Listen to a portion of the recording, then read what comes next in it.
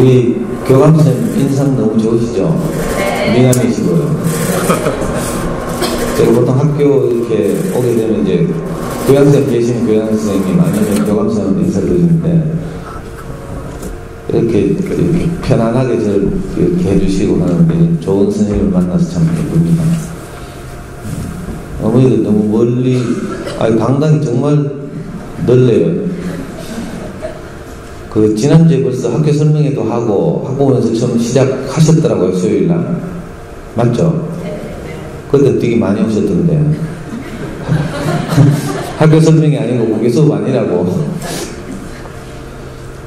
며칠 전에 이제 지난주에 우리 연구소가 있는 저기 한샘초등학교에서 공개 수업이 있었어요.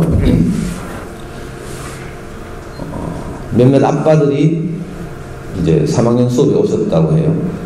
근데 이제 그 중에 한 아빠가 자기 아들을 유심히 관찰해 보니까 제일 뒷자리에 앉아가지고 선생님이 계속 이제 발표할 사람 손 들어봐요 하잖아요. 절대 손 안 들고 제일 뒷자리에 앉아서 계기고 있는 거라. 그래가지고 이 아빠가 너무 속이 상해가지고 선생님이 발표할 사람 손 들어봐요 했는데 이 아빠가 누가 발표한대요 하면서 어머니도 막 이러고 싶으시죠? 그랬더니 이제 그 아빠가 추천을 하니까 선생님이 아들 지목할 거 아니에요? 근데 이놈이 끝까지 개기는 거라.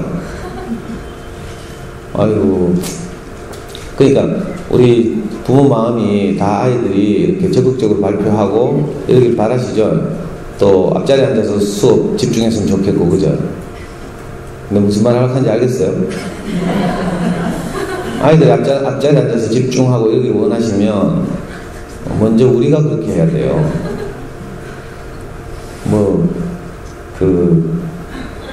하여튼 그렇고요. 저는 원래 처음으로 이제 개성초등학교 왔어요. 대구가 자랑하는 역사와 전통을 자랑하는 명문사립초등학교 개성초등학교에 학부모에서 첫 강의를 나왔거든요.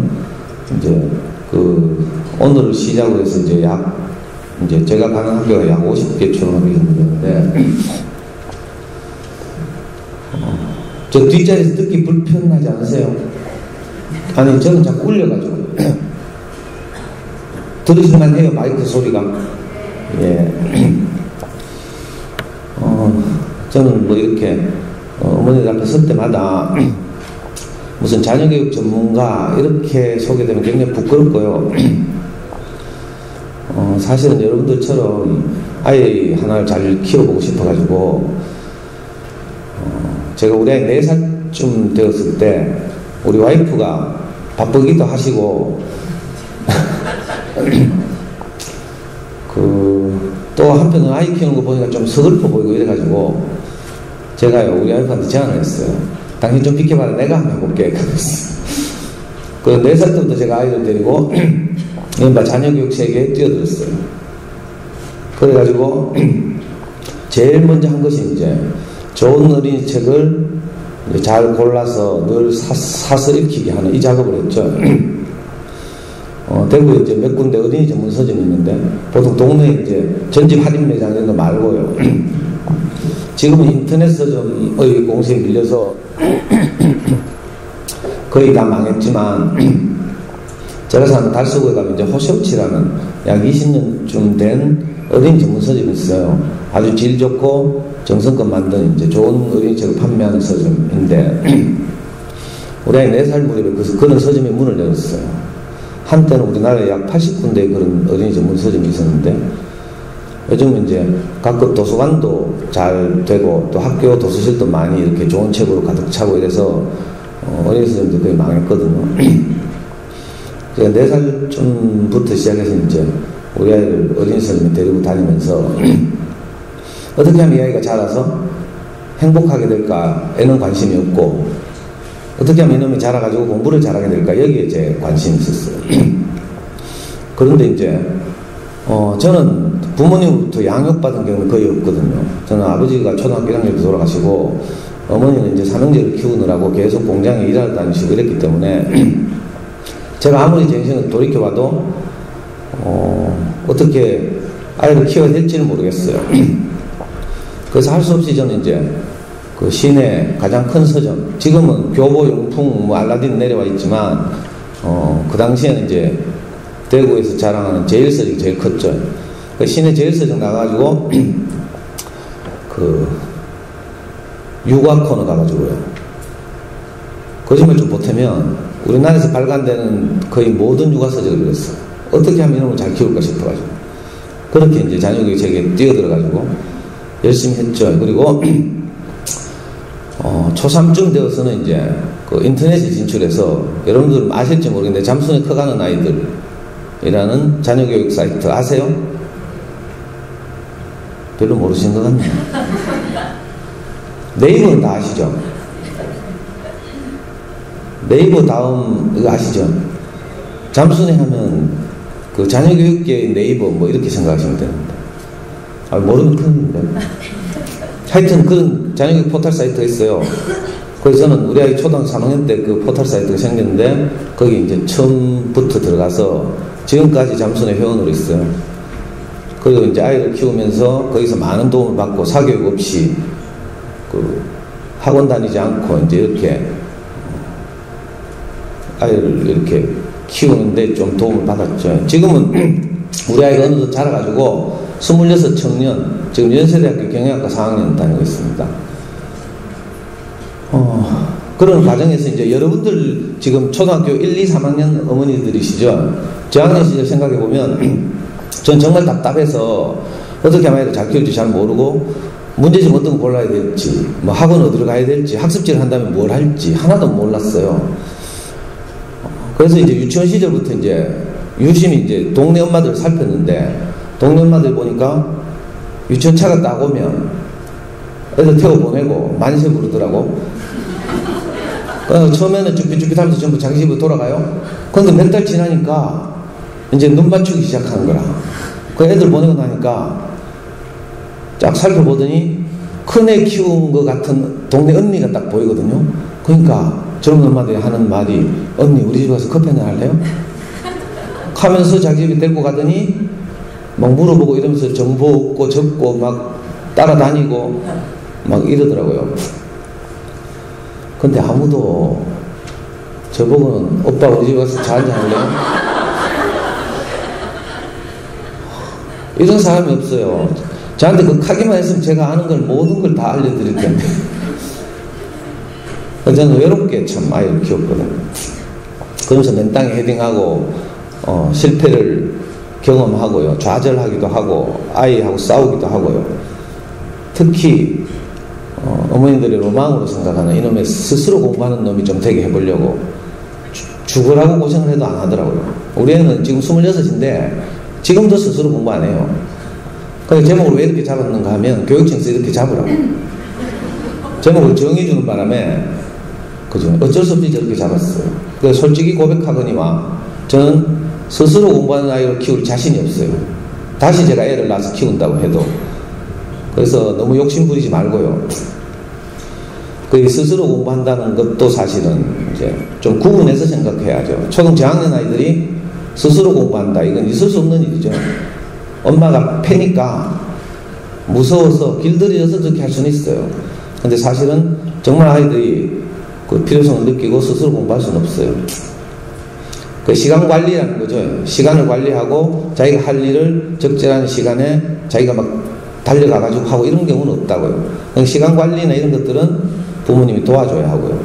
근데 우리가 정신을 조금 차리고 보면 학습 내용의 그 습득 이런 부분에 있어서는 아이들이 자기 스스로 할 수 있는 그런 여지가 좀 있죠. 그러니까 자기주도 학습 이른바 이제 스스로 공부한다는 것에 대해서 우선 이렇게 구분하고 시작하고 싶거든요.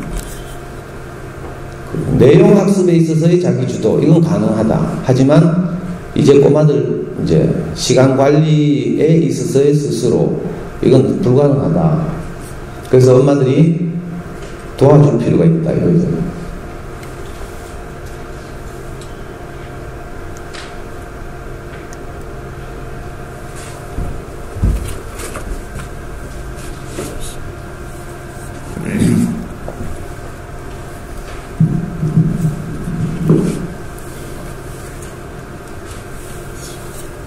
예.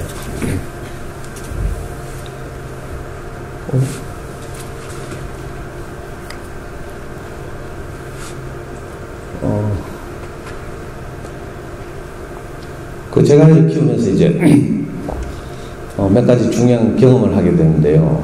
이 짧은 시간에 이걸 다 말씀드릴 수는 없고, 제가 그렇게 아이를 키우다가 이제 좀 이렇게 제가 다니던 어린이 전문 서점에서 알려져서 우리 아이 중학교 2학년 때쯤 되었을 때 서점 그 주인께서 저보고 그 서점은 엄마들 대상으로 그 강의를 좀 해달래요.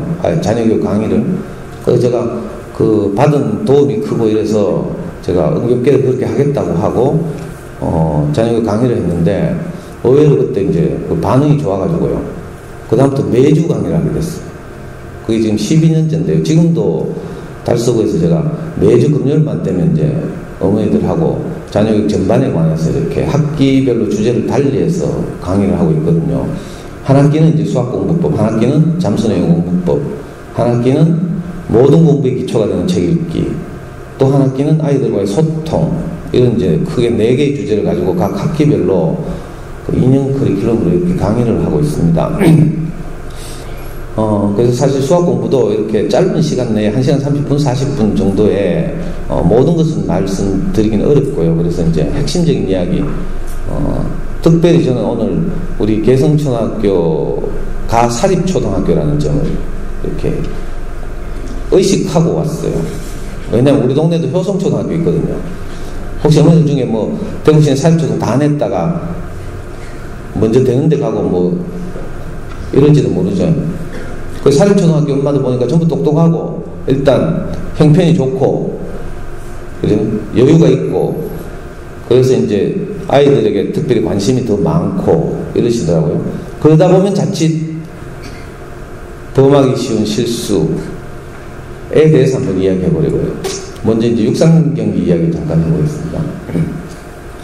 누군지 아세요? 제가 너무 쉬운 질문 해가지고 어머니들 반응을 내가 이끌어내지 못하네. 예, 볼트예요. 세계적인 스프린터죠. 뭐 다 아실 테니까. 이 사람 아세요? 뭐 아신다고 치고 두 사람이 만약에 시합을 한다면 누가 이길 것 같아요? 누가 좀 제가 들리게 한번 이야기해봐요. 아니 이 강당이 너무 크고 단상이 높아가지고 제가 지금 적응을 못하겠는데 제가 어디 위치해야 될지 뭐 어떻게 돌아다녀야 될지 뭐 누가 이길 것 같아요? 예? 직관적으로 한번 말해봐요. 그런 거 묻지 말고 직관적으로 보이는 대로 누가 이길 것 같아요? 그렇죠. 엄마들이 똑똑해가지고 꼭 뭐 단거리예요 장거리예요 뭐 코스에 따라 달라집니다. 뭐 그냥 솔직히 말하자고요. 여러분들 옆집 애가 예를 들어서 받아쓰기 할 때마다 100점 맞고 있어. 수학 단평하면 치면 만점 맞아요. 또 뭐 요즘 중간고사 치는지 모르겠는데 기말고사 치면 올백 맞고 막. 그러면 금방 공부 잘할 것 같아요? 아니면 우리 애가 공부 잘할 것 같아요?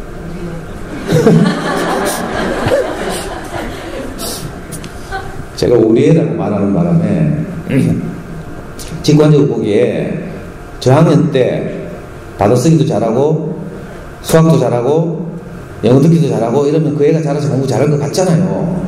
그렇죠? 그래서 제가 실험을 한번 해본 거예요. 세계적인 100m, 200m의 그 스프린터 볼트하고 정말 촌스럽게 생긴 우리의 호프 이봉주하고 이제 벌써 딱 보면요.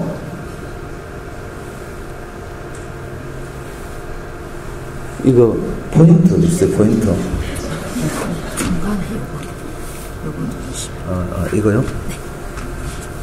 자, 요 초록색이네. 대부분의 포인트는 빨간색이에요. 역시, 자, 요 볼트 뒤에 한번 봐봐요. 관중석.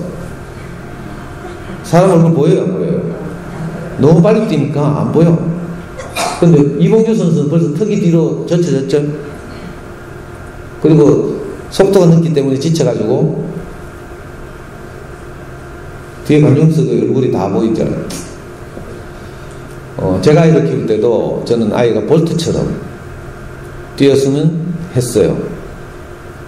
그래가지고 막 말 안 들으면 발로 차고 있잖아요. 문제집 풀리다가 성질나면 뜰뜰 말아가 머리 좀 때리고, 니 같은 거 공부할 자격 없다 하면서 좀 째고, 그런 다음에 문제집 쓰레기통에 쳐박고, 2시간 지나면 후회되죠. 그럼 다시 또 꺼내가 펴고, 찢어진 거 있으면 스카치 테이프를 붙이고. 왜냐하면 어릴 때부터 빨리 달리면 이길 것 같았거든요. 잘 될 것 같아가지고. 저도 그렇게 키웠어요. 그래가지고 애가 아빠 자기 일기장 이렇게 쓰더라고. 아빠 죽었으면 좋겠다.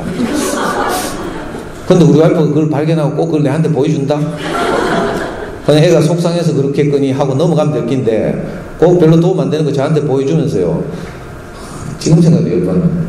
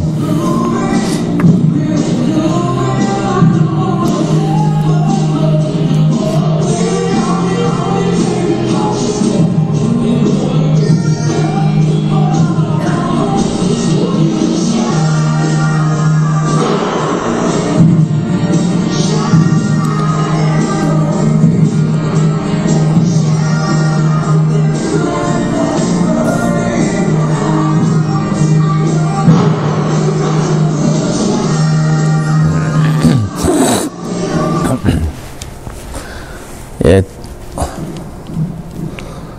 그 저도 잘 몰랐는데 조사해 보니까 그 이봉주 선수하고 동년배 마라토너 있죠. 마라톤에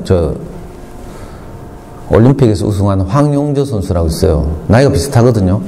그 황용조 선수는 일찍 벌써 1992년 바르셀로나 올림픽 마라톤에서 우승해가지고 전 국민적 관심의 대상이 됐는데 이봉주 선수는 오히려 그 중요한 올림픽에서 아직 우승 한 번도 못했어요.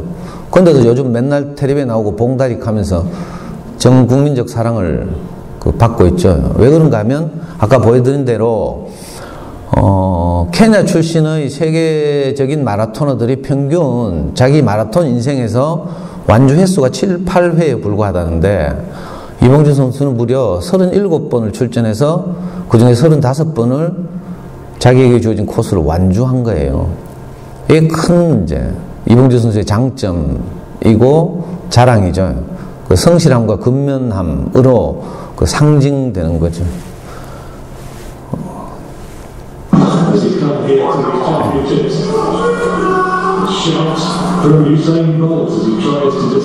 다 알아들으시죠?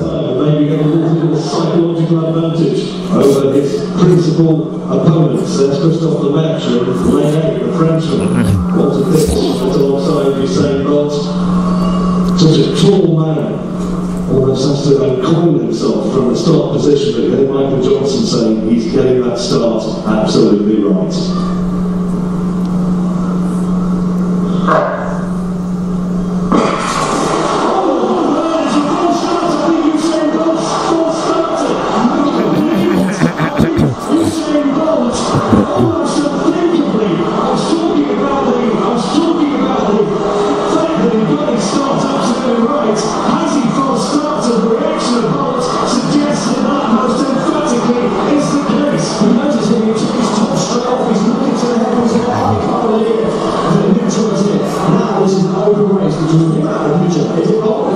Yes, clearly, he goes.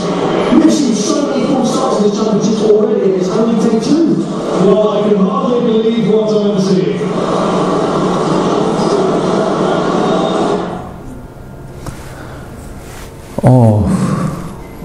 저는 어머님도 수준을 생각해서 영어로 된 동영상을 가지고 온 게 아니고 유튜브에서 찾아보니까 영어밖에 없어요. 이게 대구에서 일어난 일이에요. 2011년 세계 육상선수권 대회가 대구 시지에 있는 올림픽 스타디움에서 월드컵 경기장에서 열렸거든요. 그때 이 세계적인 스프린터 볼트가 단거리 경주이다 보니까 출발이 너무 중요한 거예요. 그래서 출발이 중요해진 경기에서 조금이라도 0.001초라도 빨리 출발해야 하니까 이 선수들 뭐 열 몇 걸음? 13걸음인가? 몇 걸음 뛰면 벌써 100m 도달한다 하더라고요. 그러니까 출발이 너무 중요한 거죠. 그래서 긴장해가지고 부정 출발해가지고 실격했잖아요. 그 이후로도 다시 이제 회복해서 2012년 런던 올림픽에서도 우승하고 지금도 건재하죠. 근데 이런 세계적인 선수도 단거리 경주라고 생각하니까 출발이 너무 중요하니까 이런 실패도 하는 거죠. 이걸 우리 주변에서 흔히 볼 수 있죠. 저도 그랬고요. 저는 아이를 키우면서 아이를 키우는 일이 아이 인생에서 어떤 의미인지를 잘 몰라가지고 일단 어릴 때부터 남들보다 앞서야 한다는 생각이 저를 지배했어요. 그래가지고 맨날 발로 차고 머리 쥐박고 고함 지르고 있잖아요. 한글을 가르칠 때 하루에 제가 4 자음씩 가르쳤어요. 기역, 니은, 디귿, 리을. 이걸 달력 째가지고 뒤에다가 애 보고 연습하겠어요. 아주 원시적이고 촌스럽게 했죠. 그래서 떡 쓰는데 기역, 니은은 쓰는데 디귿을 쓰는데 거꾸로 쓰는 거라. 그리고 이 새끼 정신 못 차리니까 하면서 머리 한 대 콱 집어갔더니 딱 뒤집어 쓰는 거예요. 똑바로. 그때 제가 하나 깨달았죠. 아, 아이는 때려야 되는구나. 그래야 정신을 차리는구나. 숫자를 가르치는데 1, 2, 3, 4를 쓰잖아요. 3을 쓸 때 꼭 요렇게 써야 되는데 요렇게 써요. 그래가지고 또 한 대 집어갔더니 바로 쓰더라고. 제가 그렇게 무식했어요. 나중에 알고 보니까 그 시기 아이들은 그걸 이제 그림처럼 인식한다는 거예요. 그래가지고 보이는 대로 그린 거지 사실은. 근데 아빠가 잘못 그렸다고 집어가니까 그냥 우연히 반대로 그린 거예요. 그런 식으로 이제 무식하게 제가 단거리 경주하듯이 아이를 이제 혼내고 막 이렇게 했어요. 아까 말씀드린 대로 문제집 쳐받고 꺼냈다가 다시 붙이고 다리고 뭐 펴고 그것만으로도 좀 뭔가 찝찝하잖아요. 애 잘 때 되면 침대에 가가지고 울면서 아이한테 미안해하고. 여러분 다 해봤죠? 엄마 아까 정신 나갔나 봐. 우리 아들 사랑해. 엄마 다시는 안 그럴게. 한 번만 용서해줘. 저도 많이 했어요. 그러다가 이제 조금씩 제가 눈이 떠지고 이른바 저도 함께 자라는 거죠. 아이들과 함께. 아이를 키우면서 제가 함께 자랐어요. 그러다 보니까 아 이게 아니구나. 조금 눈을 뜨고 이거 길게 봐야 되는구나 이런 생각이 들었죠. 그래도 전보다는 좀 덜했지만 또 여전히 저는 아이하고 수학 공부를 할 때마다 뚜껑이 열려가지고요. 엄마들 다 이런 질병 있죠. 충동 조절 장애. 그래가지고 어떤 엄마들은 자기가 도저히 안 되니까 아빠한테 맡기더라고. 근데 엄마들은 평균 10분 하면 수학 공부하면 뚜껑 열려요. 근데 아빠들이 애 데리고 들어가면 5분. 더 빨리 탈출해 나와요. 그러다 보면 나중에 한 4, 5학년 되면 어떻게 되는 줄 알아요? 익하다 아하고 내가 관계만 나빠지겠다. 차라리 학원 보내자. 이게 공식이죠, 공식. 그래서 절대 학원 보내면 안 돼요. 미안한 말이지 벌써 보내고 있겠지만 세상에 어떤 학원도 엄마처럼 아이를 돌볼 수는 없어요. 혹시 보내더라도 이제 그건 보조적인 수단으로 생각해야 하는 거죠.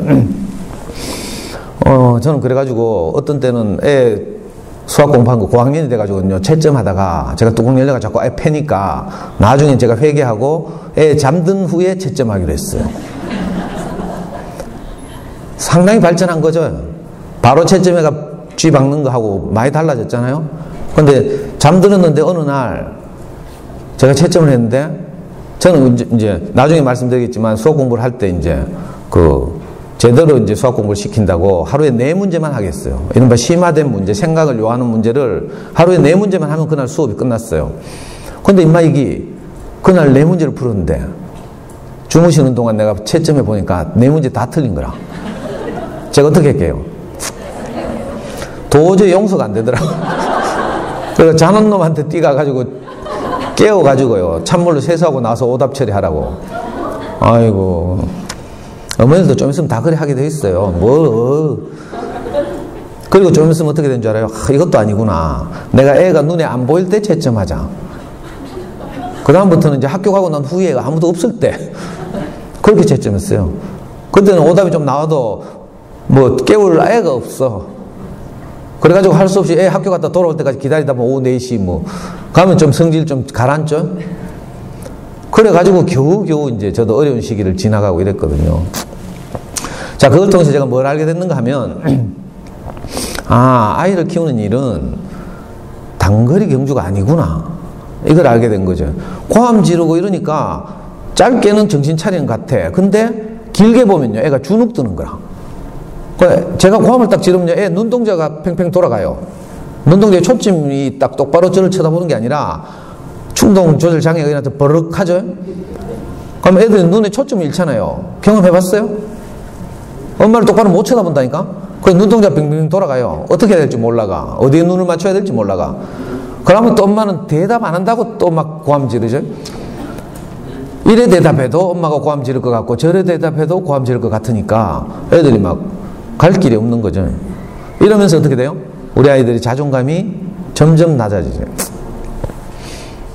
자존감이 낮아지면 이제 공부하고는 정말 어려워져요. 작년인가? 작년 초에 EBS에서 공부 못한 나이? 맞나? 제목을 제가 모르겠어요. 5부작 다큐멘터리를 했어요. 신년 특집으로 EBS에서. 그때 실험을 했잖아요. 똑같은 성적을 보이는 두 집단을 각각 다른 교실에 집어넣어 놓고 한 교실에서는 뭘 하겠는가 하면요.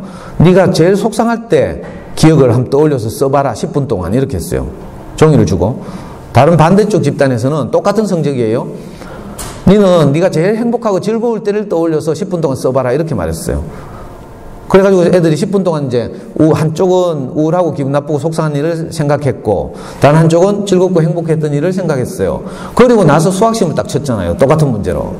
그랬더니 제 정확한 기억은 아닌데 두 집단의 평균이 평소에는 똑같았는데 그 실험을 딱 하고 나서 시험을 딱 치니까 평균 7점이 차이가 났어요. 그때 전문가가 딱 하더라고. 10분 동안 부정적인 생각을 하고 시험을 친 아이와 10분 동안 긍정적인 생각을 하고 시험을 친 아이의 결과가 평균 7점이라면 자, 엄마들이 하루 종일 애 따라다니면서 부정적인 이야기 하죠. 왜 그랬노? 왜 안 했노? 빨리 해라. 네가 그래가 밥 먹겠나?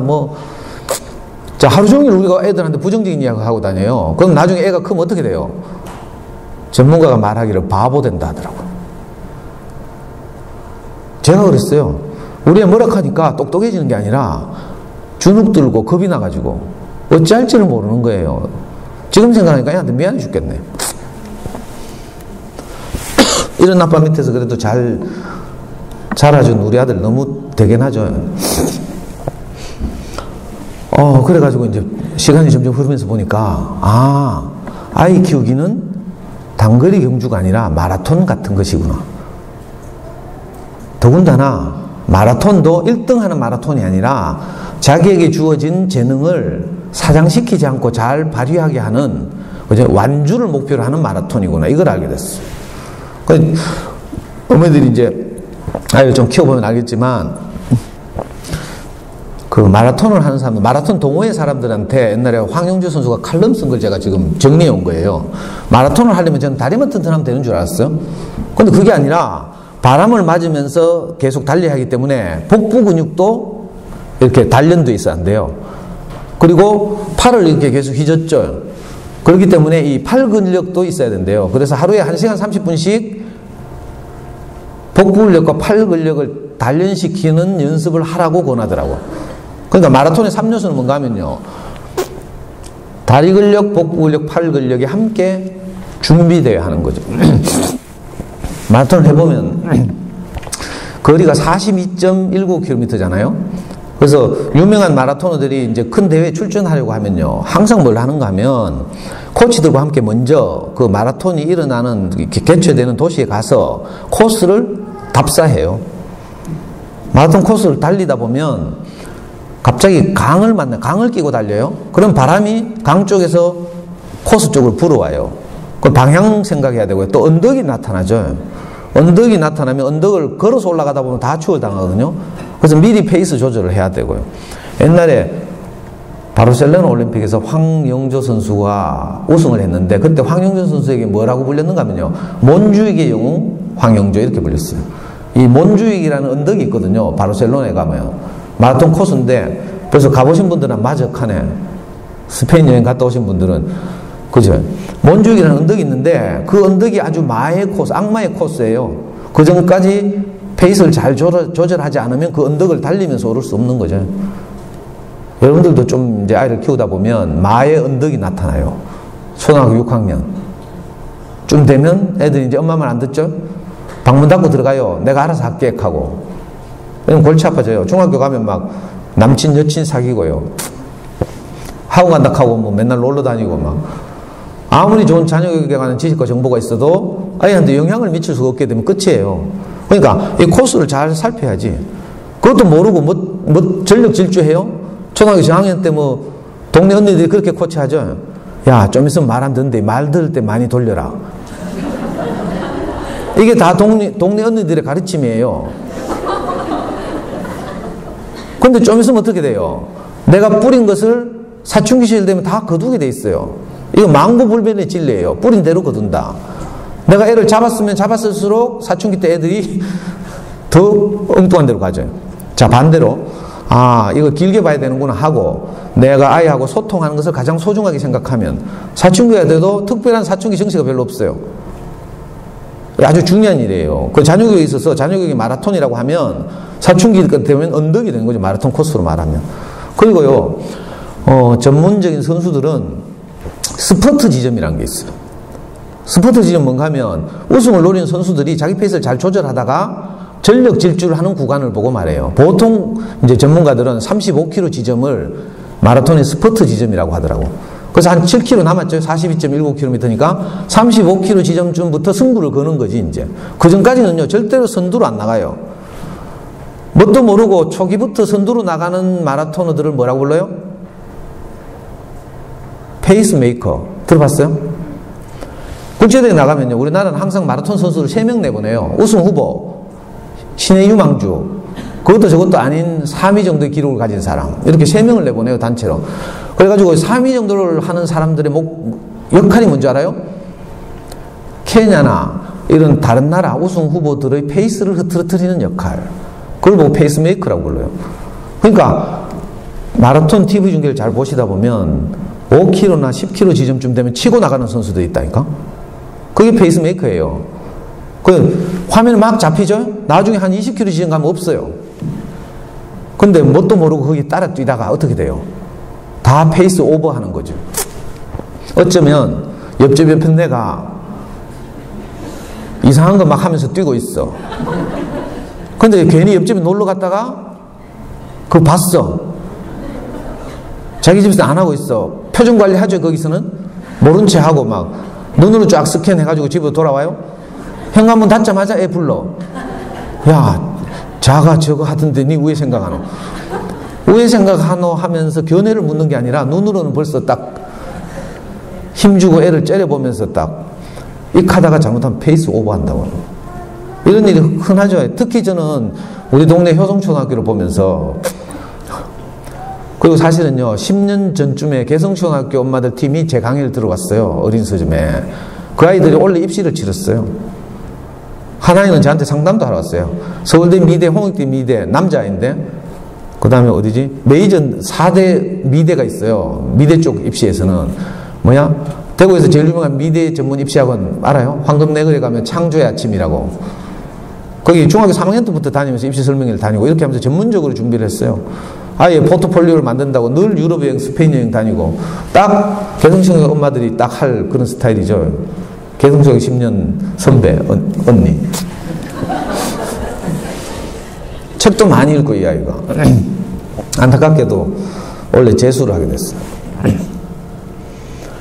그러니까 제가 하고 싶은 말이 뭔가 하면요, 마라톤처럼 생각하라 이거예요. 이걸 자녀 교육에 딱 치환하면 어떻게 되는가 하면 먼저 이것저것을 선택하기 전에, 그죠?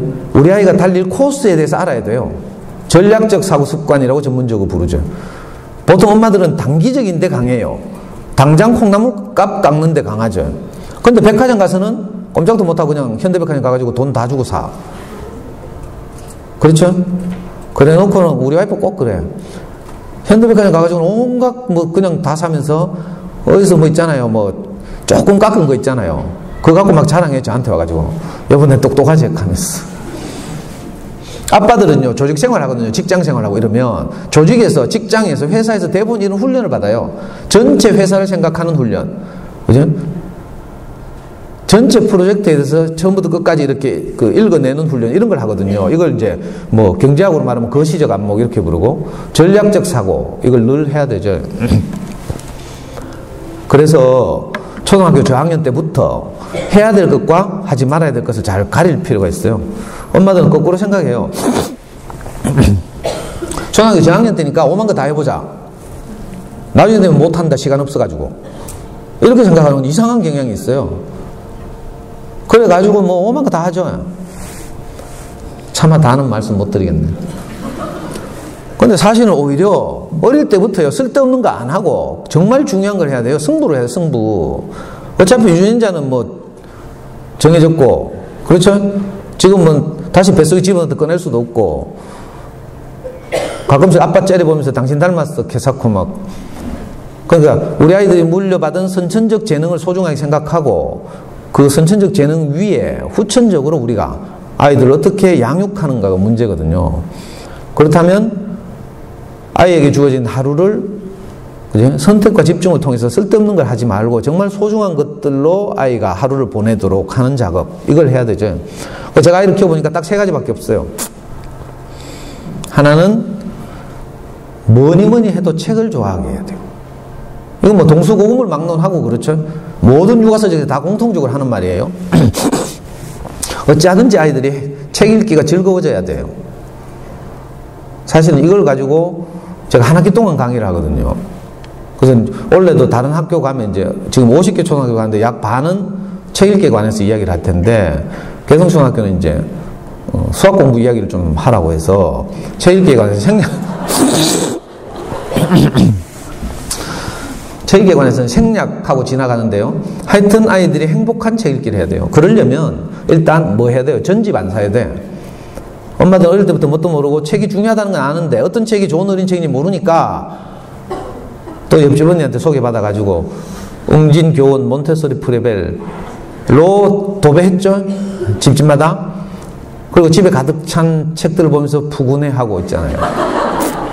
자, 그런데 시간이 흐르면서 보면 그건요, 애들이 손에 거의 닿질 않아. 유아 시기에는 그것도 없어가지고 그것도 책이라고 좀 보고 하지만 아이가 좀 잘하잖아요. 초등학생이 돼요. 손 안 가요. 근데 엄마는 그거 볼 때마다 본전 생각나고 나중에 어떻게 돼요? 이건 책이 아니라 가구가 돼 있죠. 인테리어 소품 치고는 너무 비싸게 몇 천만 원씩 도배해놓고 있잖아요. 지금 가난하면 빨리 그걸 중고나라 갖다 파는 게 좋아요. 그거 쳐다보고 있으면 본전 생각나고 언젠간 읽을 것이다, 언젠간 읽을 것이다 하니까. 그리고 그러면 좋은 어린이책은 어떻게 고르는지 이런 부분에 대해서는 나중에 그 제가 운영하는 다음 카페 대구 부모교연구소 들어오시면 제 지난 한 5, 6년 동안의 동영상 강의가 다 탑재되어 있어요. 아니면 유튜브 가셔서 저를 검색하시든지 하면 동영상도 다 올라와 있어요. 그리고 또 하나는 이제 영어 공부죠. 영어 공부. 우리나라 입시는요 늘 변하죠. 그래서 엄마도 불안해 죽겠어요. 학원에서 설명하고 막 이러죠. 그러나 입시의 본질은 절대로 안 바뀌어요. 지금 해방 이후 우리가 얼마인지 60년이 지났는데 우리나라 입시는 딱 국영수 잘하는 놈 뽑는 거예요. 뭐라 해서도 뭐 이래 변하고 저래 변하고 수능이 이렇게 저렇게 다 소용없어요. 본질을 꿰뚫는 눈이 있어야 돼요. 국영수 잘해야 돼요. 모든 공부를 잘하려면 그래서 국어와 더불어서 책 읽기를 해야 하고 두 번째는 영어를 잘해야 되죠. 영어를 잘하면 어떻게 해야 돼요? 모국어처럼 습득해야 돼요. 근데 대부분 학습하고 있어요. 처음에는 습득하겠다고 영유 보내죠. 근데 영유 이후 프로그램이 애매모호해. 초등학교 한 1, 2학년까지는 뭐, 그죠? 영유에서도 뭐 이런저런 거 하죠. 근데 학년이 올라가면서 이제 할 수 없이 어디 보내요?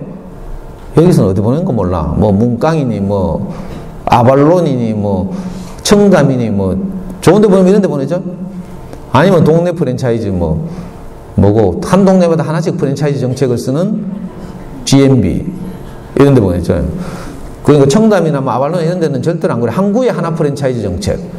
그것도 교육적으로 좀 관심 있는 지역에만. 그래서 수성구에 아발론 들어와가지고 우리 아이 중3 때 수성구에 아발론이 들어왔는데 5년 후에 달서구에 들어왔어요. 그리고 다른 데는 문 안 열어요. 지금 영어 시간이 아니니까 이것도 지나갑니다. 혹시 영어에 관해서 궁금하시면 잠순의 아이들의 소문난 영어 공부법이라는 책이 나와 있죠. 2013년에 나왔어요. 그리고 작년에는 잠순의 초등 1, 2학년 공부법, 올해는 초등 3, 4학년 공부법이 나와 있어요. 그 책을 참고하시면서 옛날에는 대치동에서 해외 보냈잖아요. 해외 5, 6학년 되면 무조건 2년 동안 해외 나왔어요. 갔다 오면 영어는 끝나. 근데 남편을 잃쳐요. 이른바 기러기 가족 이야기 들어봤죠. 그러니까 내가 무엇을 얻기 위해서 치러야 될 대가, 이걸 기회비용이라고 불러요. 경제학에서는. 이게 너무 커요. 그래서 그 후로 이제 한풀 꺾였어요. 꺾이고 나서 이제 소위 말하는 엄마표 영어. 이 엄마표 영어의 선두주자, 대표주자가 잠순의 영어죠. 저도 우리 아이 영어학원 한 번도 안 다니고요. 잠순 영어를 했어요. 초등학교 3학년 때부터. 제일 처음에 영어 비디오를 보여주는 것부터 시작해서. 이걸 다 말하려면 한 학기 걸리니까 이것도 유튜브 가셔서 잠순의 영어 검색해 보세요. 제 동영상 쫙 올라와요. 그래가지고 우리 애는 수능에서 수학 영어 다 만점 맞았어요. 상위 0.05%. 이렇게 엄마도 귀가 번쩍 뜨이죠. 실화예요. 대구에서 약 10등 정도 했어요. 전국에서 약 200등에서 250등. 어릴 때 무엇을 하는가에 따라서. 작년에 우리 애가 제가 하도 로스쿨 하니까 애가 로스쿨 입문시험을 쳤어요. 여름 되면 이제 해마다 문과 애들 중에 가장 우수한 애들이 로스쿨을 가려고 로스쿨 입문시험이라는 걸 쳐요. LEET, 리트라고 부르는데 우리 애는 사실 가려고 생각도 없어요. 지금 뭐 글로벌 기업 뭐 일본 법인에 취직하겠다고 지금 준비하고 있는데 아빠가 하도 로스쿨 하니까 작년에 지나가는 길에 여름에 로스쿨 입문시험을 쳤어요. 로스쿨 입문시험이 딱 두 과목이 나오거든요. 하나는 언어 이해, 하나는 논리 추론. 이 두 과목이 나와요. 근데 준비 하나도 안 하고 로스쿨도 안 갈 놈이 시험을 쳤는데 있잖아요. 로스쿨 준비생들 7,500명과 함께 시험을 쳤는데 거기서 120등을 했어요. 이거 별로 감동을 안 하네. 서울대 로스쿨 정원이 약 160명이고요. 연세대 고려대 로스쿨이 120명이래요. 우리나라의 주요 도시마다, 광역마다 그 로스쿨이 하나씩 있죠. 그 로스쿨 입문시험에서 100점에서 105점, 110점 정도 받으면 지방대 로스쿨을 갈 수 있어요. 우리 애는 137점을 받았어요. 그리고 우리 애가 그때 카톡이 와가지고 카더라고. 아빠가 어릴 때 나를 키운 방식이 정말 위력 있네, 이 카더라고. 아이고, 내가 참 이런 말 들을 줄 알았지. 왜냐면 어릴 때부터 책을 좋아했거든. 아이고, 우리 애 또 자랑한다 칼라. 나중에 끝나고 나가면서. 저거에 자랑하러 왔네. 이 하는 사람들이 있어요. 그 차마 다 말 못하겠네. 그 다음에 해야 될 것이 뭔가 하면 수학 공부죠. 수학 공부. 자기주도적 수학 공부. 이 세 가지만 어린 시절에 준비하면 돼요. 나머지는요, 선택적이라 이 세 가지를 제대로 된 길을 가면서, 그러니까 기초 체력을 기르는 거죠. 자녀교육에 있어서, 아이들 학습에 있어서 스퍼트 지점은요, 입시까지를 놓고 보면 고2 겨울방학이에요. 무슨 말인지 알아요? 고2 겨울방학 전에는 다 놀아요. 모범생도 돼요. 우리 애도요, 야자한다고 고등학교 붙들려 있으면서 맨날 담 넘어서 PC방 가고 이랬다 하더라고. 저는 그거 감쪽같이 몰랐는데, 나중에 애가 대학 가고 나서 하더라고. 그 이제 상위권 애들은 고등학교 2학년 겨울방학 되면 본격적으로 공부해요. 그리고 나머지 대부분 애들은 고3, 3월 달에 정신 차리고 막 이러죠. 그러니까 스포트 지점에 이르렀을 때 우리 아이들이 공부를 하고 싶잖아요. 의욕이 생겨요. 그때 뭔가 준비되어 있지 않으면 이게 어려워지는 거예요. 그래서 그 시기까지 사실은 저학년 때 뭘 준비하는 작업을 하는 거예요. 벌써 뛰면 안 돼. 옆집에 뛴다고 막 따라 뛰면 아까 볼트 꼴라요. 언제 엎어질지 몰라. 초등학교 한 3학년쯤 되면 어떤 일이 벌어져요? 수학 누가 만들었어, 엄마? 찾아가서 죽이고 싶어. 뭐. 왜? 이게 너무 빨리 뛰어서 그런 거라. 특히 1, 2, 3학년 애들요. 제가 1학년 애들하고 이렇게 제가 좋은 어린이집을 가지고 하는 수업을 우리 연구소에서 시범적으로 하는데 1학년 애들 딱 왔는데요. 어떤 애는 벌써 이가리를 다 했어. 1학년이. 그리고 그 뭐 연구치? 이게 다 났어요. 근데 같은 1학년인데 어떤 애는 이가리를 하나도 안 했어요.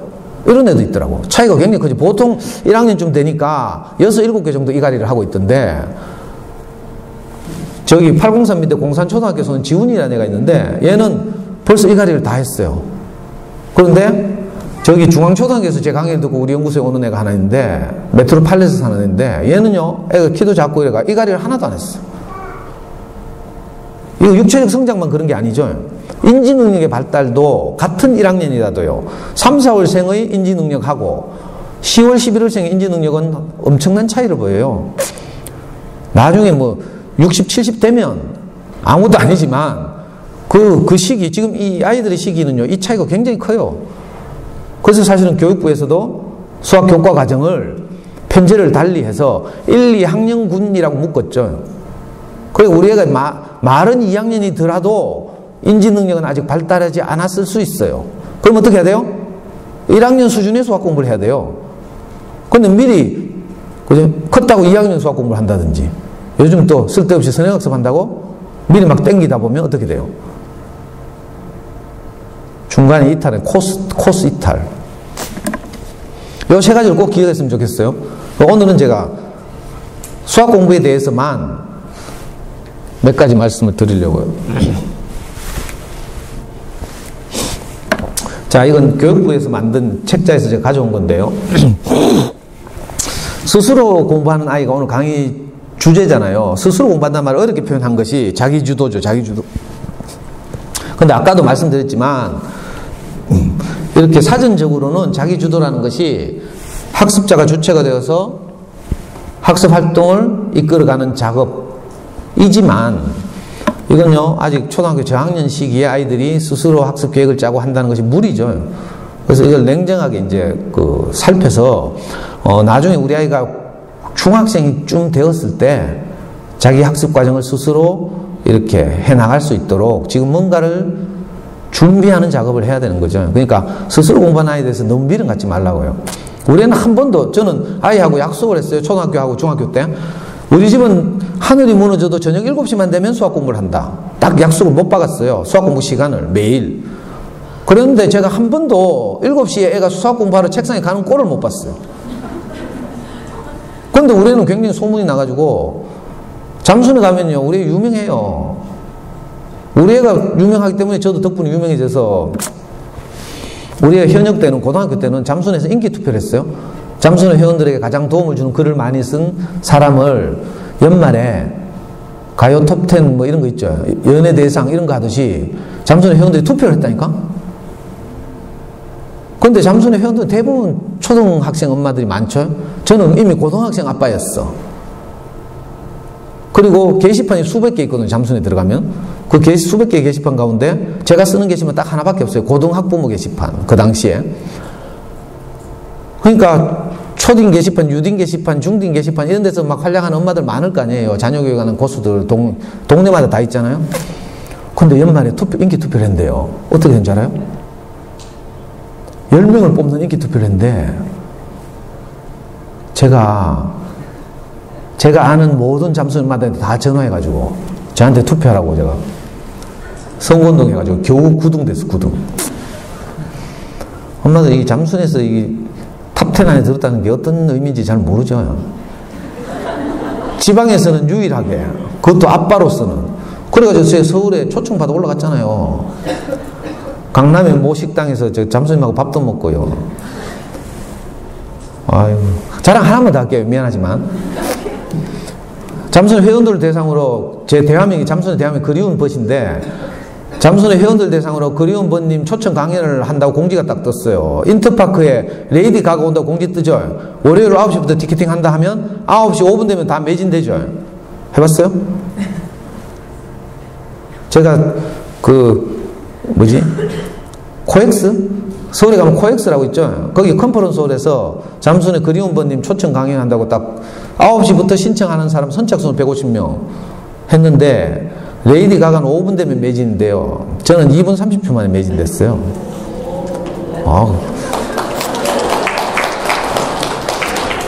엄마들 잘 모르시는 것 같아가지고 제가 자랑 좀 하고. 수학 공부는 뭔가 하면요. 자, 자기주도 학습이란 학습 과정 전체를 학습자 스스로 이끌어가는 작업을 말하는데, 이건 이제 사실 중학교쯤 가야 가능한 일이고요. 수학 공부는 뭔가 하면요.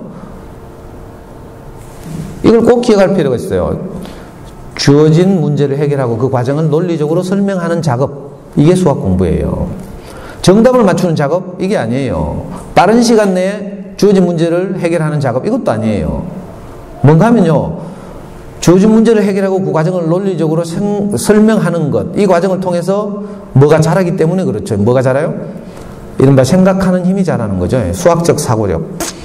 수학적 사고력이 자라지 않으면 낭패예요. 어머니들 다 여기 거의 대부분의 분들이 수능 세대죠.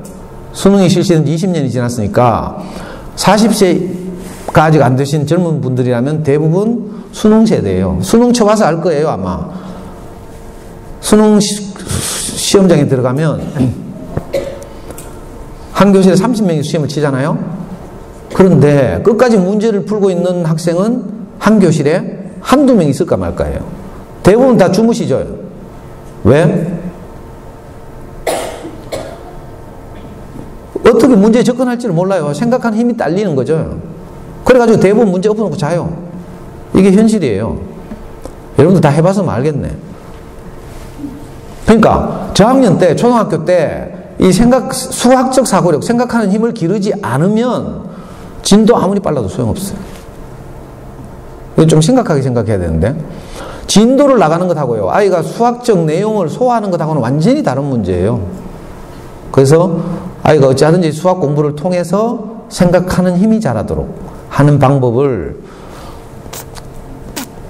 제가 소개하고 싶은데, 그러려면 이제 먼저 봐야 되죠. 자, 고등학교에 가면 중학교 때까지는 학교 시험 성적밖에 없어요. 그죠? 내신 성적이라고 하는 것밖에 없지만, 어머니들이 이제 아이들 고등학교 딱 보내보면요, 고등학교 1학년 때부터는 이제 동일한 학년의 전국에 있는 모든 학생들이 똑같은 시험을 쳐요. 해봤죠? 이걸 모의고사라고 부르죠. 정확하게 말하면 학력평가, 전국연합학력평가 이렇게 불러요. 또 줄여서는 교육청 모의고사 이렇게 부르거든요. 자, 전국에서 60만 명의 수험생이 똑같은 문제를 가지고 시험을 쳐요. 그 결과를 제가, 문제를 주로 누가 출제하는가 하면 각 교육청들이 돌아가면서 서울시 교육청, 인천시 교육청, 경기도 교육청 요 세 군데가 주로 돌아가면서 출제를 하고요. 그 전국에 있는 모든 수험생들이, 모든 고등학생들이 똑같은 시험을 치거든요. 자, 잘 봐요. 이건 고등학교 1학년들이 첫 모의고사를 친 거예요. 보통 3월 둘째주 목요일인가 첫 모의고사를 치거든요. 쳤는데 수리 영역에서 수학이죠. 요즘으로 말하면 평균 점수가 몇 점이에요? 29.54점이에요. 60만 명의 고등학교 1학년이 친 수학시험의 평균이 30점이 안 된다는 거죠. 자, 3년 후에 작년에 3월 달에 고3이 친 같은 모의고사예요. 자, 평균이 몇 점이에요?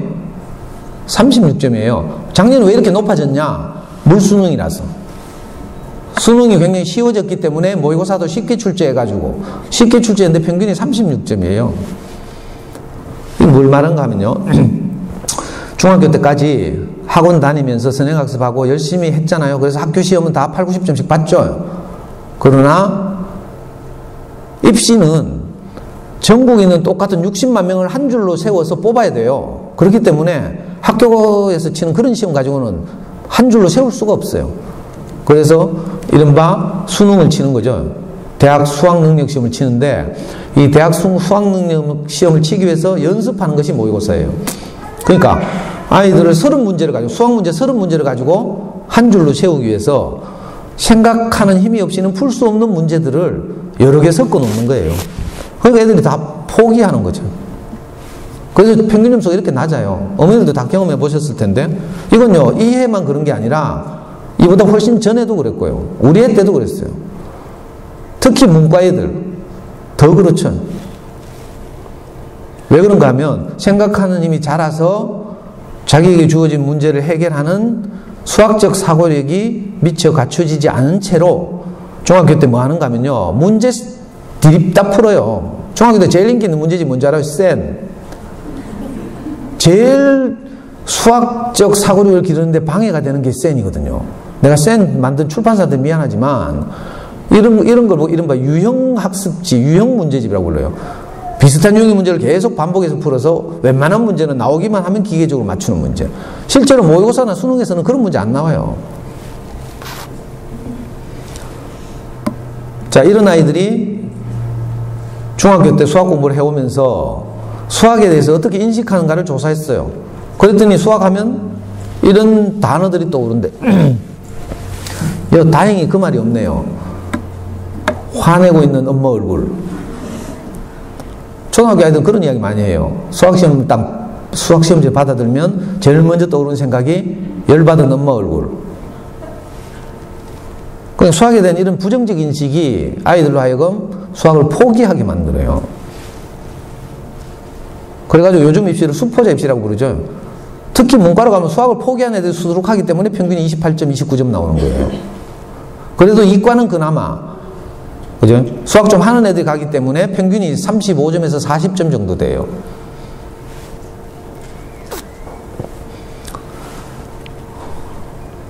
지금부터 약 한 4, 50분 동안, 그러면 지금부터 우리 아이들의 수학 공부를 어떻게 하면 좋을지에 대해서 말씀드려 보겠습니다. 어머니들 좋아하시게 제가 딱 정리를 했어요. 첫째, 책과 친구가 되게 할 것.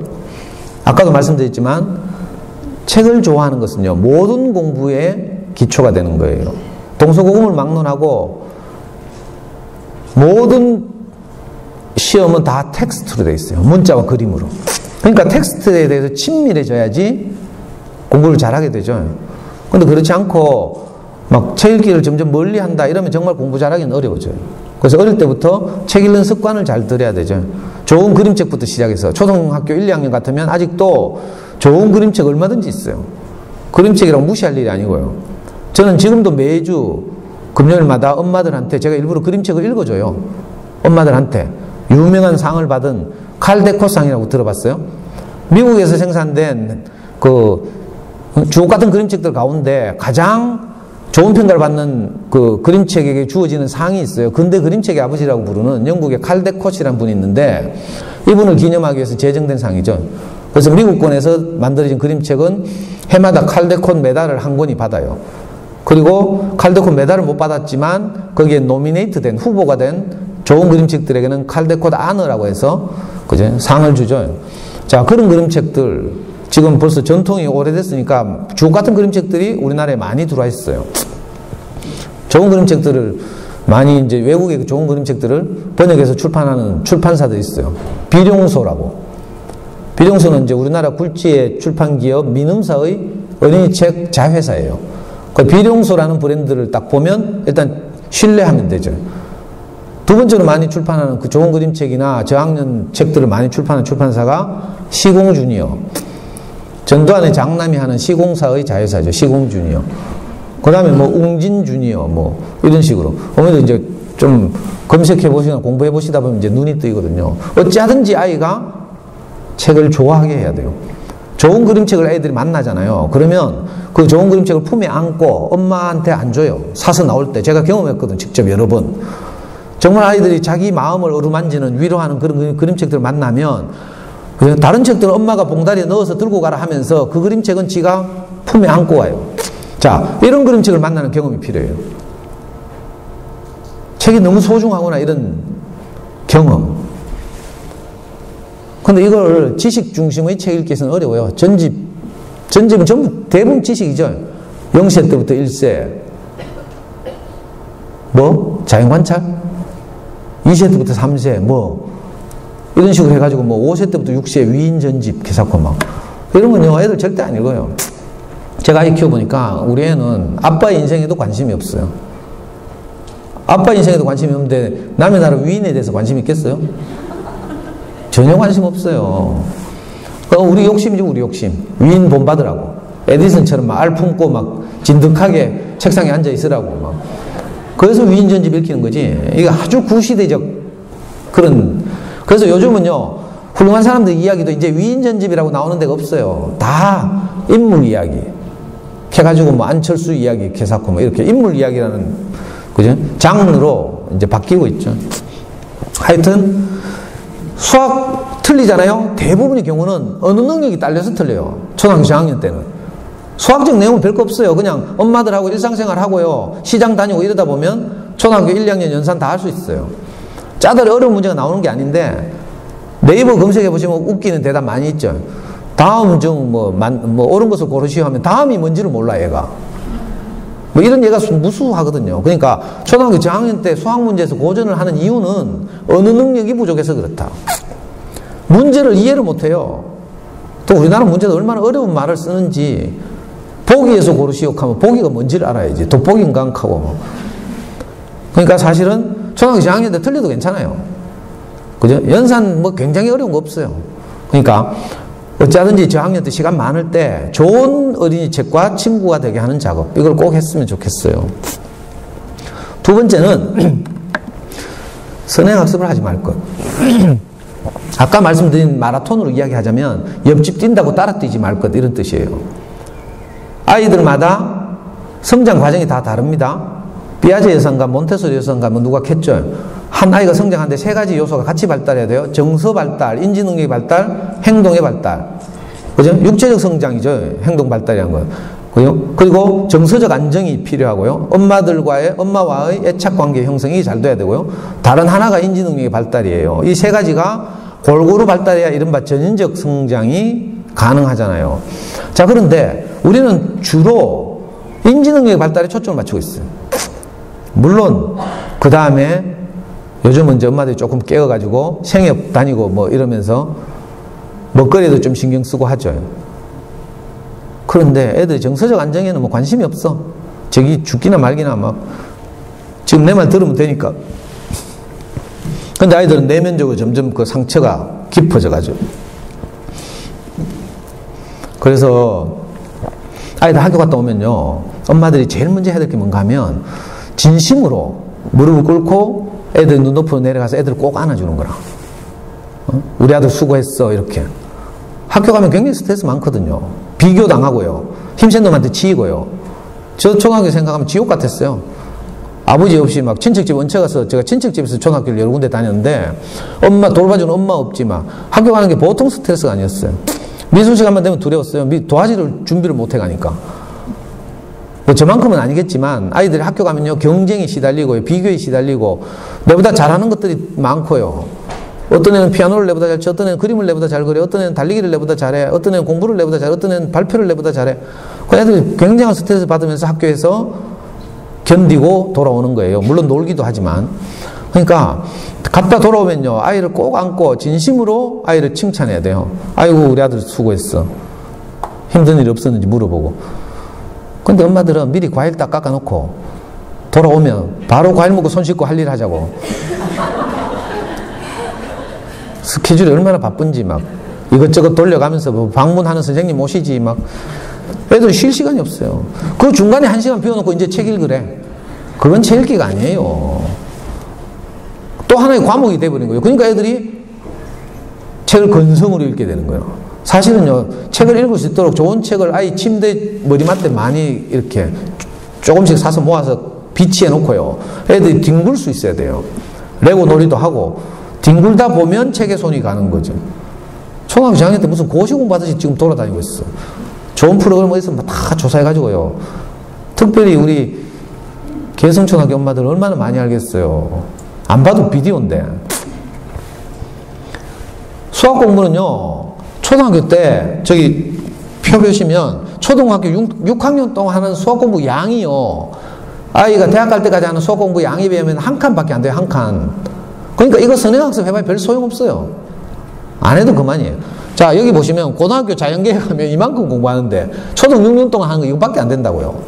그러니까 먼저 선행학습 한다고 좋아할 것도 없고요. 제가 해보니까 연산이 너무 쉽잖아요. 공부 좀 하는 애들, 머리 똑똑한 애들한테는. 그래서 진도 빼면요 금방 나가요. 그렇다고 좋아하지 말라고요. 진도를 천천히 나가는 게 중요해요. 왜냐하면 선행학습 해놓으면 어떤 일이 벌어지는가 하면 지가 안다고 선생님 수업을 안 들어요. 초등학교 때는 굉장히 쉬운 거니까 왜 그런 일이 벌어지는지 왜 이렇게 되는지 이런 원리를 계속 고민하고 이래야 되는데 그것 없이 그냥 계산하죠. 어느 날 우리나라에 뭐 일본에서 유명한 기적의 계산법 이게 들어와가지고요 엄마들 막 초시계 들고 막 재고 있더라. 한바닥 연산 문제 푸는데 이게 전형적으로 우사인 볼트 지금 100m 달리기 하는 거잖아요. 초시계로 기록 재고 있어요. 애들도 순진해가지고 처음에는 재밌어가지고 있잖아요. 기록 단축한다고 막. 나중에 지 기록 단축의 한계에 딱 가봐요. 그때부터 미친다니까. 그건 수학 공부가 아니에요. 애 고문하는 거지. 또 언젠가는 또 뭐 인도에서 뭐 19구단 들어와가지고요. 또 19구단 뭐 유행하더라? 그리고 좀 있으니까 주산 또 유행해, 주산. 아이고, 꼭. 그 전부 계산하면 계산. 계산은 수학이 아니에요. 뭐 계산 못 해야 된다는 말이 아니고 실제로 우리나라도요 지금 초등학교 6학년 교실에서 계산기 쓰는 시범학교 있어요. 미국에서는 계산기 쓰죠. 수능 시간에 계산기 들고 들어가요. 우리나라에서도 지금 저하고 5학년 6학년 수학 수업을 하는 아이들 중에 보면 교과서에 보면 계산기를 사용하라는 항목도 있고요. 또 어떤 학교에서는 아예 계산기를 그냥 준비해 주고요. 시범학교에서. 그러니까 몇 년 후에는 우리 초등학교에서 계산기가 들어와요. 그러니까 연산을 못 해야 된다는 말이 아니라 너무 중요하게 생각하지 말라는 거죠. 선행학습은 할 필요가 없어요. 하면 미리 다 한다고 생각해서 선생님 말씀 안 듣고 부작용만 일어나고요. 공부량도 얼마 안 되니까 너무 부담 갖지 말고 그리고 수학을 좀 어려워했다 하더라도 초등학교 때 좀 어려워해서 수학 공부를 좀 못했다 하더라도 6학년에서 중학교 올라가는 겨울 방학 때요 애가 정신만 딱 차리면 엄마하고 소통만 되면요 딱 붙들고 한 달만 시키면 초등학교 과정을 다 커버할 수 있어요.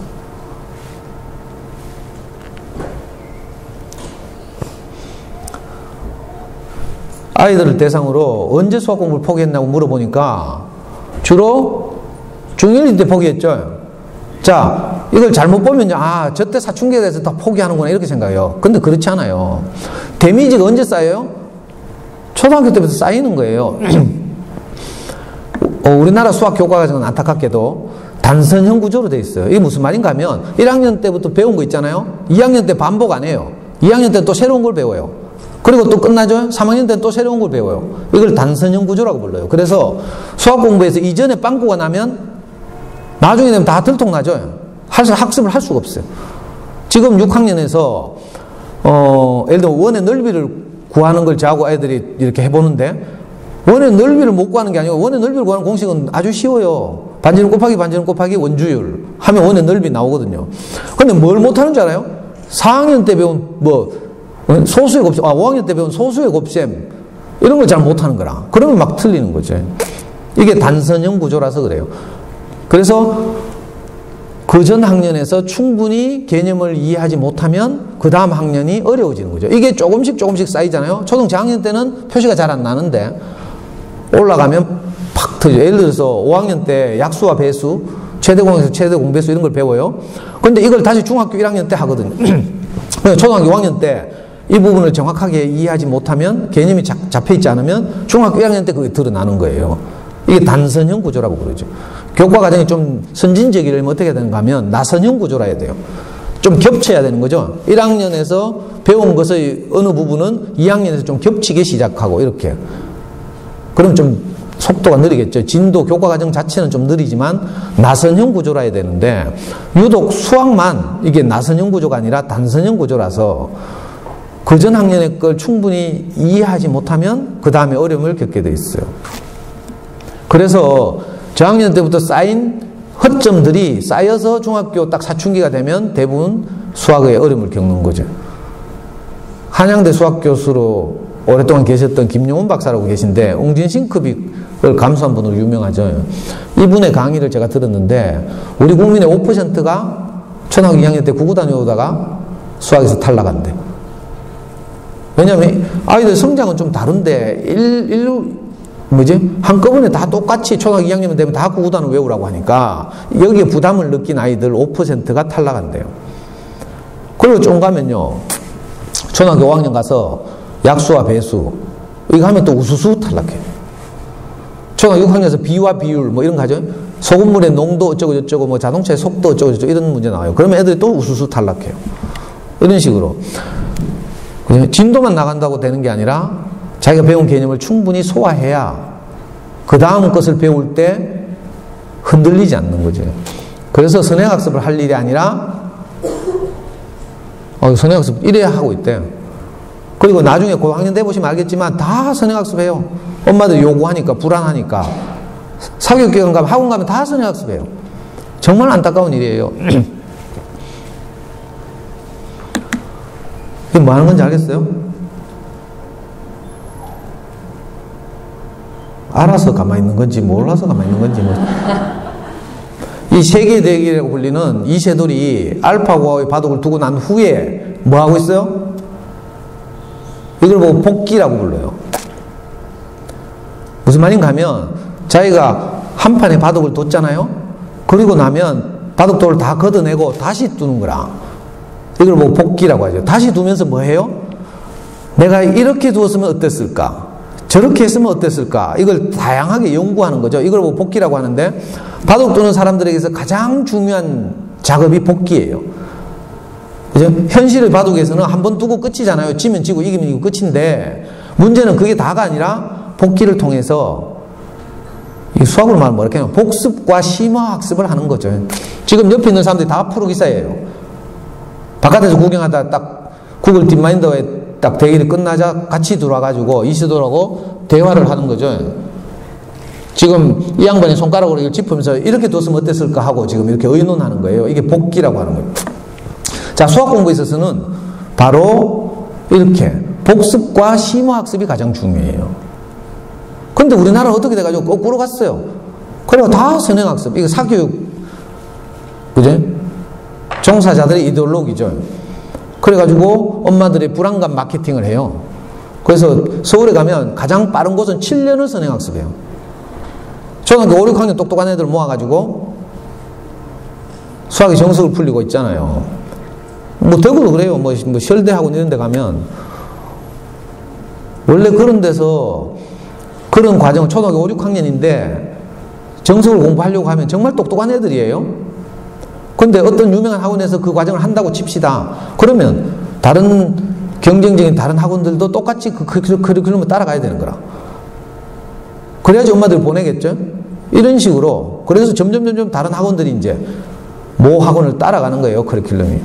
근데 대구에서 그런 몇 년간의 선행학습을 해서 올림피아드 수학 국가대표가 될 만한 아이들은 10명 남짓이죠, 10명 남짓. 그것도 후보가 될 만한 아이들은. 근데 나머지 애들은 10명 남짓이 소화할 커리큘럼을 다 같이 따라가는 거예요. 이 비극적인 일이죠, 비극적인 일. 절대로 그렇게 하면 안 돼요. 이게 실한데, 우리 애가 처음 고등학교 갔는데, 고등학교 가면 이제 사립고등학교들은 우수학 애들을 30명 또는 50명 뽑아가지고 특설반 만들죠, 특설반. 그리고 야자를 시키죠. 일반 학생들은 야자를 9시 반까지 시키는데, 특설반 애들은 11시 반까지 시켜요. 우리 애가 처음 그 특설반 들어가더니만 막 정신병동 갔다고 막, 제발 좀 빼돌라 하더라고. 그래서 제가 학교 가서 항의해가지고 우리 애는 뺐어요. 그 일반 애들 야자했어. 나중에 우리 애 하는 말이, 자기는 고등학교 야자 시절이 너무 행복했다 하더라고. 근데 문제는 특설반 딱 가보니까, 고등학교 1학년이죠? 고등학교 1학년 교과과정, 이제 요즘 말하면 수학 1, 수학 상, 뭐 이런 건데, 애들이 정석을 쭉 공부 잘하는 애들 다 정석을 펴잖아요? 수학이 정석을 펴는데 전부 뭘 펴고 있어요? 수학 1, 수학 2 다 펴고 있어요. 진도를 많이 나갔다는 뜻이에요. 우리 애는 겨우 2달, 자기 공부하는 것보다 2달 빨랐거든요. 그런데 실제로 고등학교 1학년 딱 들어가서 친 전국 모의고사에서 우리 애는 저 달서구에 있는 영남고등학교를 나왔는데, 영남고등학교 1학년이 당시 610명이었어요. 610명이 시험을 쳤는데 그 중에서 만점이 딱 2명 있었어요. 물론 우리 애죠. 이게 자랑이 아니고요, 비참한 일이에요. 다 정석을, 우리 애보다 훨씬 빠른 진도의 정석을 펴서 공부하고 있고요. 우리 애는 고등학교 1학년 교과과정에 정석을 펴고 공부했어요. 문제는 진도가 아니라 배운 내용을 얼마나 완전히 소화하고 있는가의 문제라는 거예요. 이걸 안 하면 생각하는 힘을 기르지 못하는 거죠. 속도만 빨리 하다 보면. 그래서 엄마들한테 당부하는 거예요. 절대로 선행학습을 하지 말라. 이렇게도 하겠지만, 그래도 최소한 제가 바른 말은 하고 가야 되잖아요. 마라톤 하듯이 해야지, 단거리 경주 하듯이 옆집에 편내 하는 대로 그대로 따라하면 절대로 안 된다. 옆라인 언니 따라 해서도 안 된다. 여러분들이 아는 옆라인 언니 캐봐야 뭐 이제 우리 애들보다 몇 년 빠른 거죠. 아이를 입체적으로 키워보고요.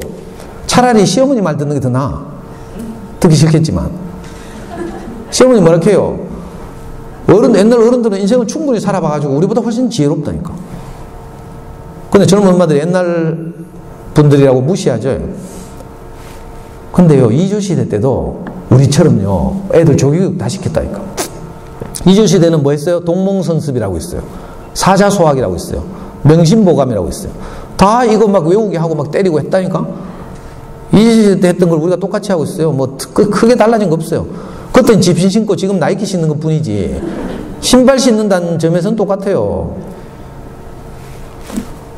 자, 선행학습보다는 심화학습이 더 좋다. 수학적으로 우수한 아이들이라면 심화학습을 하라. 세 번째, 연산으로 질리게 하면 안 된다. 특히 가능하면 학습지를 하면 안 돼요. 뭐 학습지 회사 다니신 분도 있고 이렇겠지만 미안한데, 학습지 구성 자체가 이래요. 또 이 학습지도 절약하겠다고 기탄하시는 분들 있죠. 서점 가서 싸게 사와가지고 막 하고 막. 다 이래 되죠, 구성이. 자, 이래가지고 수학적 호기심이 생기겠어요, 안 생기겠어요? 지적 호기심은 전혀 이렇게 자극할 수 없고요.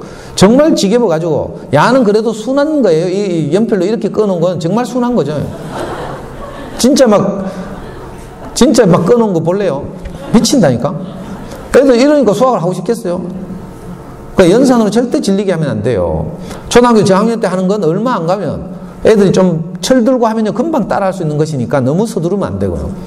그래서 1, 2학년 군 이렇게 됐잖아요. 자, 2학년이지만 어려워하면 천천히 1학년 거 해도 돼요.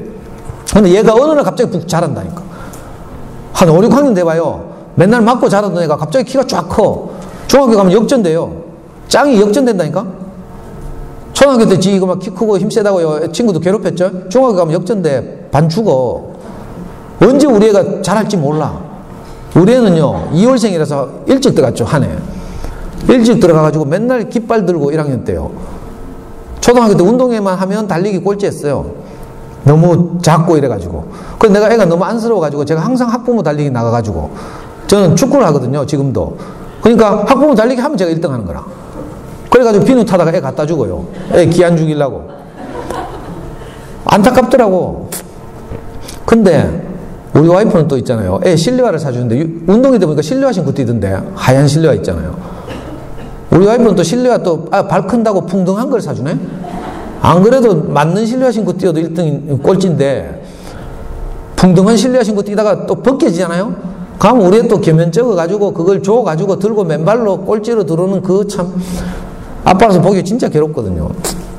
그랬는데 우리 애가 중학교 2학년 딱 되니까 반 계주 대표 하더라고. 알아요? 그 어떻게 저렇게 잘 뛰게 된다고 하니까 도둑과 경찰 놀이를 열심히 했대. 애들은 이렇게 성장하는 거예요. 그러니까 지금 좀 천천히 간다고 해서 너무 뭐 걱정하거나 두려워할 거 없어요. 언젠가 우리 아이의 포텐이 터진다. 포텐 터지는 날을 기다려야죠. 안 터져도 할 수 없지만. 그러니까 아이들이 성장 과정에서 이렇게 쑥쑥 자라잖아요. 근데 아직 좀 느릴 수도 있어요. 그걸 기다려주는 지혜가 필요하죠. 왜냐하면 모든 생명은 자라게 돼 있어요. 마네킹은 절대로 안 자라져요. 근데 아이들은 자라게 돼 있어요. 그러니까 우리가 기다려주고 격려하고 하면 자라서 그죠? 자기가 받은 재능을 잘 꽃피울 수 있어요. 근데 이걸 미리 죽이지 말고 잡아가면서. 제가 워낙 이 부분에서 실패를 많이 해가지고 여러분들한테 특별히 당부하는 거예요. 특히 수학하다가 문제집 똘똘똘 말아가지고 던지고 째고 빨간벗기가 쫓아내고 이런 거 제발 현관 밖으로 쫓아내고 이런 거 하지 말고 쫓아내고 진짜 나가는 거 싶어 또 불안해서 현관 틈으로 막 어디 멀리 갔나 싶어가 살피고 막 애 없어져 봐야 얼마나 불안한 줄 알아요? 연산으로 절대 질리게 하면 안 된다. 자, 초등학교 때 연산은요 거의 다죠. 초1 때는 90% 연산이고요. 근데 어떻게 돼요? 점점 연산의 비중이 줄어들어서 나중에 고등학교 오면요 연산 없어요. 수능을 쳐보면요 알겠지만 수능의 정답은요 다 1, 2분의 1, 마이너스 1 그렇죠? 그러니까 너무 연산 때문에 걱정하지 말라니까. 아까도 말씀드렸지만 이제 계산기도 사용하고 이러니까 너무 두려워할 거 없어요. 생각하는 힘을 기르는 것이 수학 공부다. 이걸 꼭 기억했으면 좋겠어. 자, 연산의 비중은 저렇게 낮아지는데 반대로 수학적 사고력을 요하는 수학적 난이도는요 초등학교 때는 뭐 아무것도 아니지만 고등학교 가면 급비약에서 미적분 이런 거 하게 되면 생각하는 힘이 자라지 않고서는 손도 댈 수 없는 문제들이 질비하거든요. 그래서 어릴 때 어찌하든지 아이가 낑낑거리면서 생각해보는 경험을 많이 하도록 하는 게 중요해요. 답을 빨리 내는 게 중요한 게 아니에요. 자, 지금부터가 어쩌면 어머니들에게 더 실질적인 말인데 수학 공부를 하는데 마스터 교재가 있어야 돼요. 마스터 교재 무슨 말인지 알겠죠? 중심이 되는 교재. 그런데 많은 엄마들이 중심이 되는 교재를 찾는다고 자꾸 문제집 찾는다? 자, 문제집을 가지고 수학 공부를 하게 되면 생각하는 힘이 자라기 정말 어려워요. 왜냐하면 이 스토리텔링 수학 교과서라고 부르죠. 지금 아이들이 사용하는 교과서를 이 편찬 위원장이 누군가 하면 광주교대 수학교육과 교수님이에요. 고전에는 7차 교육과정 편찬 위원장 서울교대 배종수 교수라고 유명한 분이었는데 이 광주교대 수학 교수님이 그 스토리텔링 수학 교과서를 만들고 난 후에 왜 수학 교과서를 이렇게 만들었는지 집에서 엄마들이 어떻게 도와주면 좋을지에 대해서 강의한 동영상이 유튜브에 검색해 보면 있어요. 잘 한번 찾아보세요. 찾기 어려우시면 우리 카페 들어오면 있습니다. 자, 이분의 설명을 잘 들어보면요 수학 교과서는 일부러 약간 불친절하게 만들었다는 거라. 왜? 생각해 보라고. 그래서 초등학교 수학 교과서 모든 단원을 보면요 제일 먼저 생각 열기로 시작해요. 생각 열기. 어떤 예를 주면서 생각해 보라는 거예요. 그리고 이 주어진 예를 자 이걸로 말하면 그죠? 사각형을 두 가지로 분류해 보는 거예요. 여기 뭔지 모르지만 하여튼 여기에 사각형이 많이 있죠. 이걸 두 가지로 분류해 보는 거예요. 두 직사각형을 비교해 보시오. 이게 활동 1이에요. 자, 처음에 생각열기라고 해서 어떤 문제를 주는 거죠. 과제를 줘요. 이 과제를 해결해 보라는 건데 아이들로 하여금 차례대로 단계를 밟게 하고 있어요. 자, 활동 1. 활동 1에서는 두 사각형 비교해 보래. 요거하고 비교해 보는 거죠. 하나는 우리가 아는 대로는 직사각형이고 하나는 정사각형이죠. 뭐가 다른지를 알아보라는 거라. 생각해 보는 거죠. 자, 그리고 질문이 있어요. 같은 점은 무엇입니까? 그 다음에는 다른 점은 무엇입니까? 이렇게 물어요. 그럼 잘 관찰하고 생각해보고 적절한 대답을 하게 하는 거죠. 그런데 여기서 정답이 없을 수도 있어요.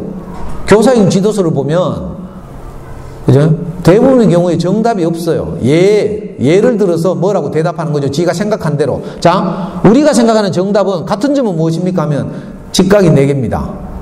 이거죠. 이게 정답이라고 할 수 있는데, 자, 아직 아이들은 이걸 배운 단계가 아니에요. 생각해 보는 거죠.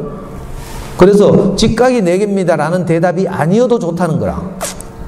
아이들이 생각해 보고 지가 관찰한 다음에 다양하게 대답하면 돼요. 그런데 우리는 직각이 4개입니다 이것만 요구하죠. 그래서 여기 아직 대답이 없어요. 그 다음에 같은 점을 찾으래. 다른 점을 찾으라고 하죠. 다른 점은 변의 길이가 다릅니다 이건데, 자, 아이들이 관찰해서 이걸 찾도록 하는 작업이죠. 이게 교과서에 3학년 1학기 단원에 나오는 거예요. 그리고 여기 뭐라고 되어 있어요? 정의가 딱 수학교과서 노란 박스에 이른바 소위 말하는 개념 정리가 되어 있어요. 이게 수학 공부의 핵심이죠. 이렇게 작업을 한 다음에 여기다 정리해 주는 거예요. 자, 내각이 모두 직각이고 내변의 길이가 모두 같은 사각형을 정사각형이라고 부른다. 그러니까 이 개념을 반드시 자기 말로 아이들이 표현할 수 있도록 해야 돼요.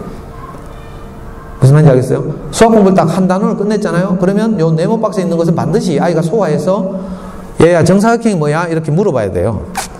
그러면 아이가 지 말로 엄마에게 설명할 수 있어야 돼요. 그러면 이 기억이 오래 가는 거죠. 그런데 정사각형, 직사각형 고를 수는 있어요. 문제풀이 하면. 그런데 정사각형의 정의를 지 말로 할 수는 없는 아이들이 수두룩해요. 제가 큰애들, 중학생들 제 상담하거나 하면 딱 물어보잖아요. 삼각형이 뭐야? 이렇게 물어봐요. 엄마들도 물어보면 삼각형 하면 뭐 버벅대면서 뭐 각이 3개인 도형하고 막 3개의 선분으로 둘러싸인 도형. 이게 삼각형이죠. 교과서의 정의에 따르면. 근데 초등학생 아이들 이걸 제대로 표현하는 애들이 잘 없어요. 왜? 개념을 공부하는 것이 수학 공부의 60%인데 이걸 소홀히 하고 그냥 문제를 풀면 맞추거든요. 정사각형, 직사각형 구분하는 거 아이들이 크게 어렵지 않아요. 근데 정의를 소화해서 자기 말로 남에게 설명해 보는 것. 이게 아이들의 수학적 기억을 오랫동안 가도록 하는 작업, 장기 기억화 시키는 작업이죠. 그래서 교과서를 하라는 거예요. 자꾸 생각을 해보라고 하는 거죠. 옆 페이지에 보면 이제 활동 2가 나와요. 활동 2. 이제 아까 그 정의에 따라서 정사각형을 찾아보라는 거죠. 이 정의를 정확하게 모르면 정사각형 요거만 찾을 수 있어요. 그런데 정의를 정확하게 알면 요 놈도 정사각형을 찾을 수 있죠. 정사각형 정의가 뭐였기 때문에?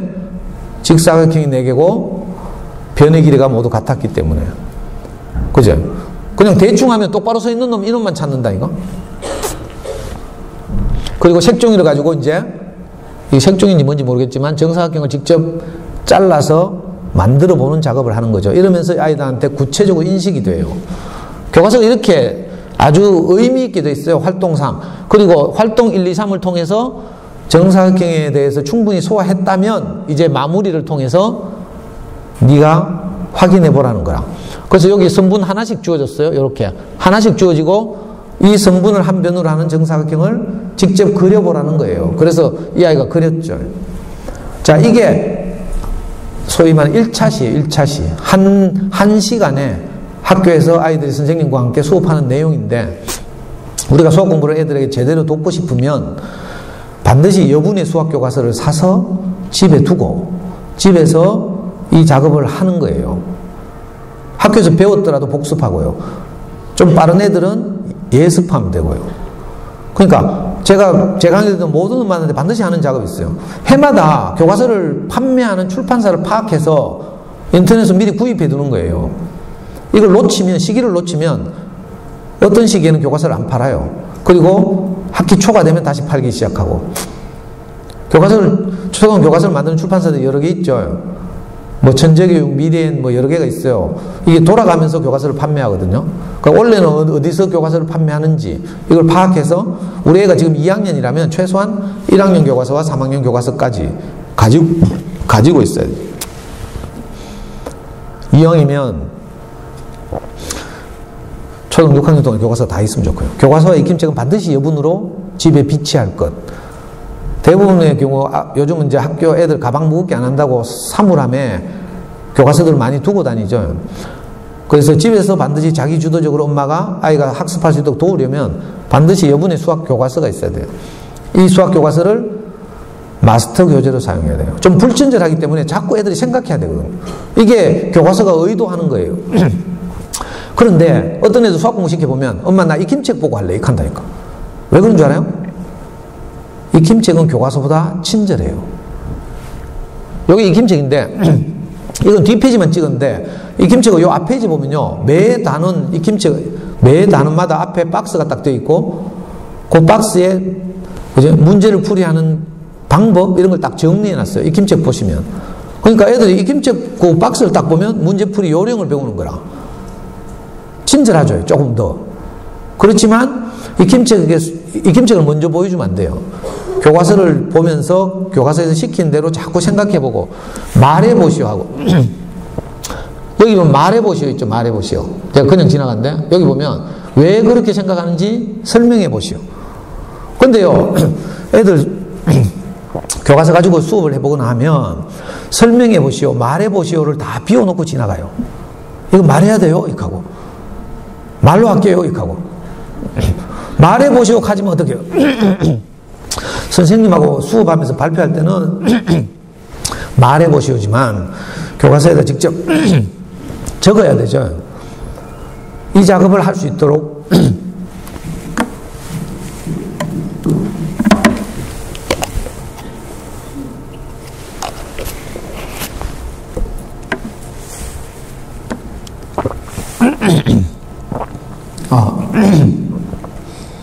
그러니까 이걸 비우고 가지 말게요.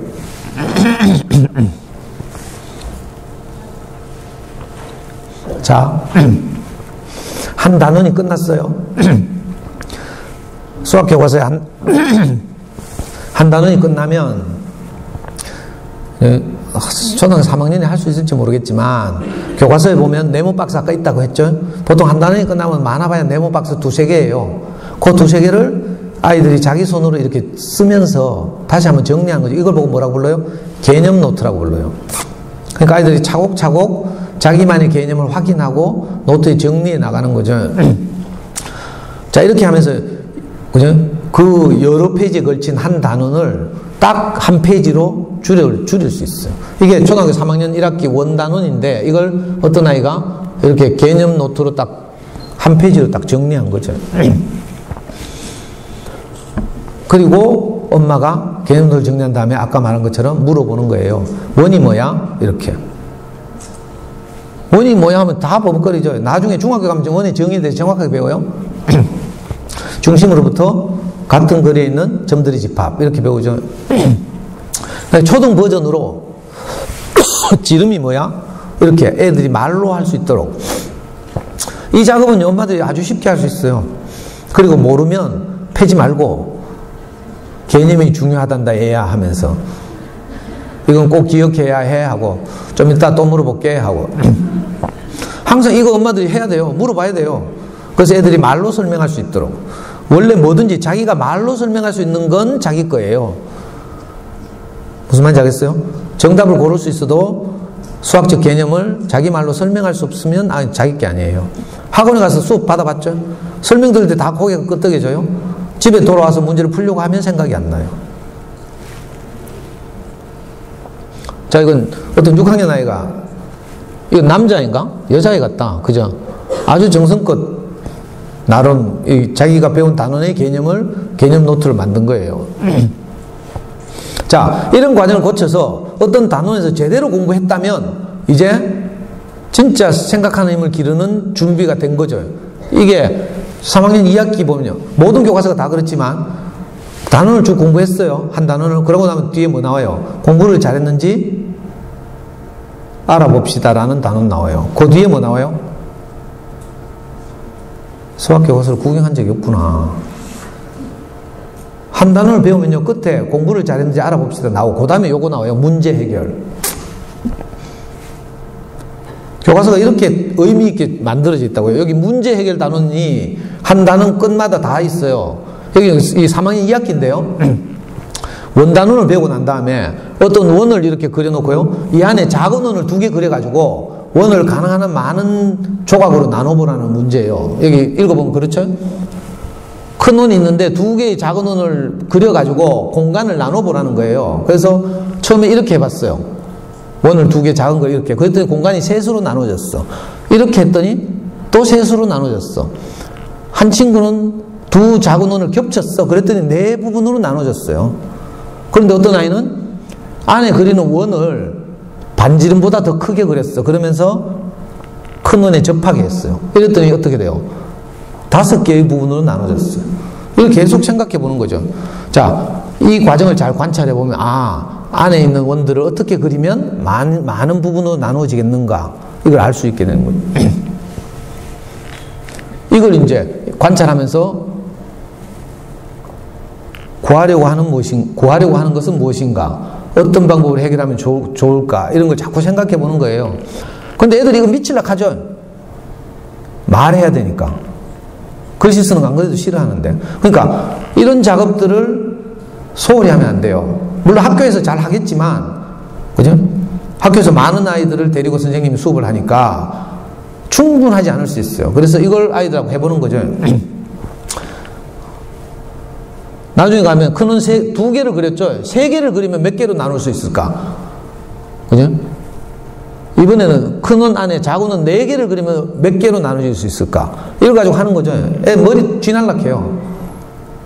그래가지고 이거 하면서 몇 번이나 다시 그려보고 큰 A4 용지를 가지고 원을 크게 그려서 한번 해보고 이런 작업을 하는 거죠. 그러다 보면 점점 생각하는 힘이 자라요.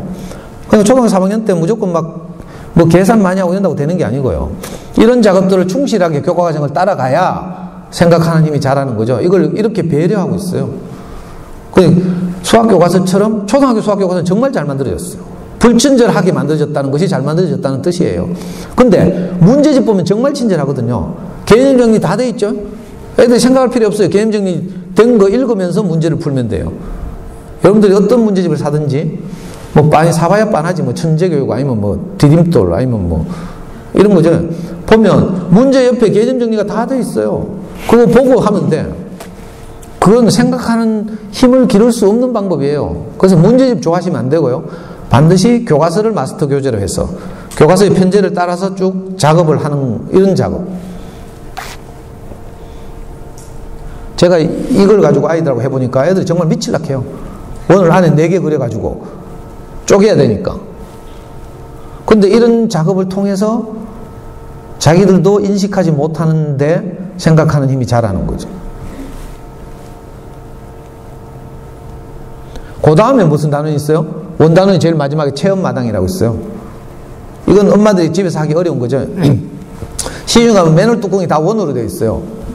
그렇죠? 여기서 묻는 건 뭐예요? 왜 맨홀 뚜껑이 다 원으로 되어 있는가? 이건 좀 어려운 문제죠. 그래서 이런 건 체험해 봐야 돼요. 수학 체험장 같은 데 가면 실제로 맨홀 뚜껑이 왜 원으로 되어 있는지를 우리가 경험해 볼 수 있어요.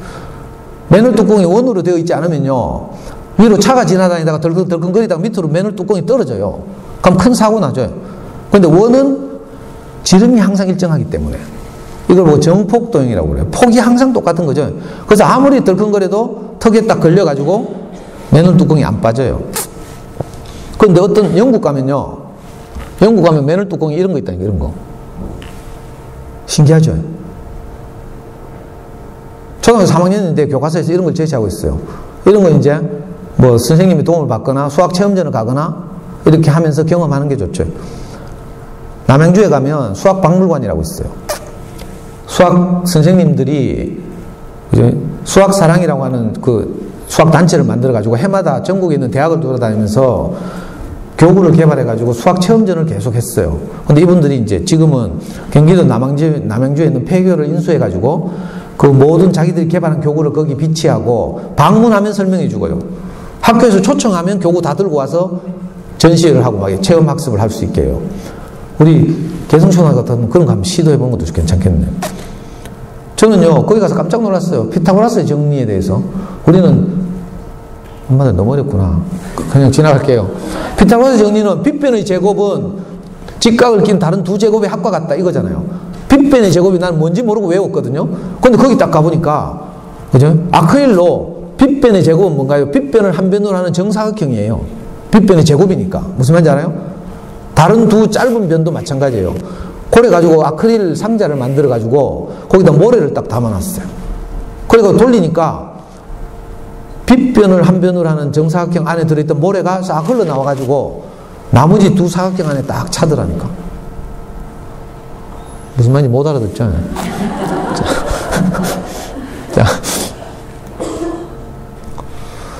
자, 이렇게 교과서를 주교주로 해서 아이들이 쭉 공부를 해요. 그리고 단원 평가를 해보고 시간 다 됐네. 단원 평가에서 아이들이 어느 정도 성취 정도를 보이는가에 따라서 보조적인 문제집을 선택하라는 거예요. 단원 평가에서 늘 만점을 맞는다, 100점을 맞는다, 학교 교과정을 잘 소화한다 싶은 아이를 잠수내에서는 10만 플러스 과정을 하라고 권해요. 그죠? 근데 단원 평가에서 항상 80점을 못 맞는다 이러면 이제 아주 어렵죠. 수학을 좀 어려워하는 아이니까 항상 기본 과정을 택하라는 거죠. 교과서를 1단계 정도의 난이도를 가진 교재로 봤을 때 시중에 나오는 모든 문제집들은 자, 이렇게 나눌 수 있어요. 교과서를 1단계로 봤을 때 제가 유명한 출판사만 적고요. 나머지 기타 출판사는 없앴어요. 여기 보시면 교과서를 1단계로 봤을 때 각 출판사들의 기본 과정 문제집들이 있어요. 이건 꼭 사진 안 찍어도요. 잠수내 아이들의 소문난 수학공부법 보시면 다 나와요. 자, 수학을 아주 잘하잖아요. 그런 아이들은 4단계를 가지고 학기 중에 교과서는 그냥 무난히 하니까 중간과정 다 생략하고요. 4단계 정도 되는 문제집을 가지고 심화학습을 하면 돼요.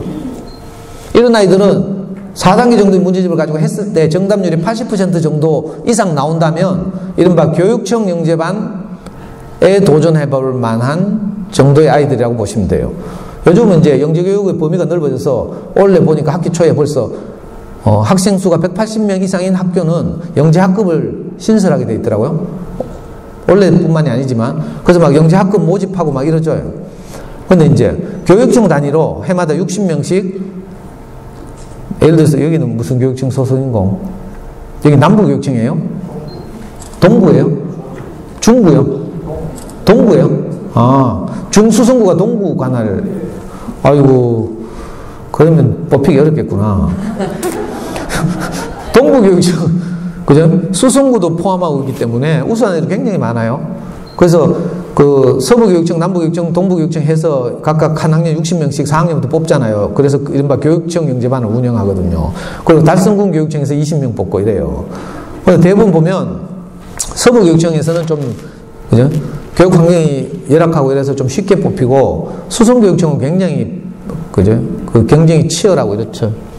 근데 대부분 이제 정확하진 않지만 어림으로 말하자면 4단계 문제집을 가지고 아무 도움 없이 애들이 해냈을 때 정답률이 약 80% 이상 되면 교육청 영재반에 뽑힐 가능성이 높다. 이렇게 보시면 돼요. 그래서 아이들의 성취 정도를 보고 적당한 문제집을 고르는 거죠. 여기 노란색으로 한 건 잠수내에서 추천하는 이 문제집들이고요. 여기 빨간 건 제가 추천하는 거예요. 요 문제 해결의 길잡이 교과서 편이라는 거 없어졌고요. 보통 수학 공부를 좀 잘하고 반에서 1, 2등 하는 아이들은 그죠? 너무 쉬운 연산 문제집을 가지고 반복할 게 아니라 교과서를 충분히 소화한 다음에는 이 문제 해결의 길잡이라는 교재를 가지고 한번 해보시는 게 좋겠는데 이거 책을 봐야 아는데요. 시간이 없어서 자세히는 말씀 못 드리겠고요. 자, 그래가지고 아까 공부를 어려워하는 아이들은 방학이든지 학기 중이든지 상관없이 교과서 수준의 교재를 가지고 꾸준히 반복하는 것이 중요하다. 그리고 아주 잘하는 아이들 같으면 방학 때는 교과서를 가지고 가볍게 예습하고 학기 중에는 아이들의 성취 정도를 만족시킬 수 있는 심화된 교재를 가지고 아이들의 수학적 사고력을 키우는 작업을 했으면 좋겠다.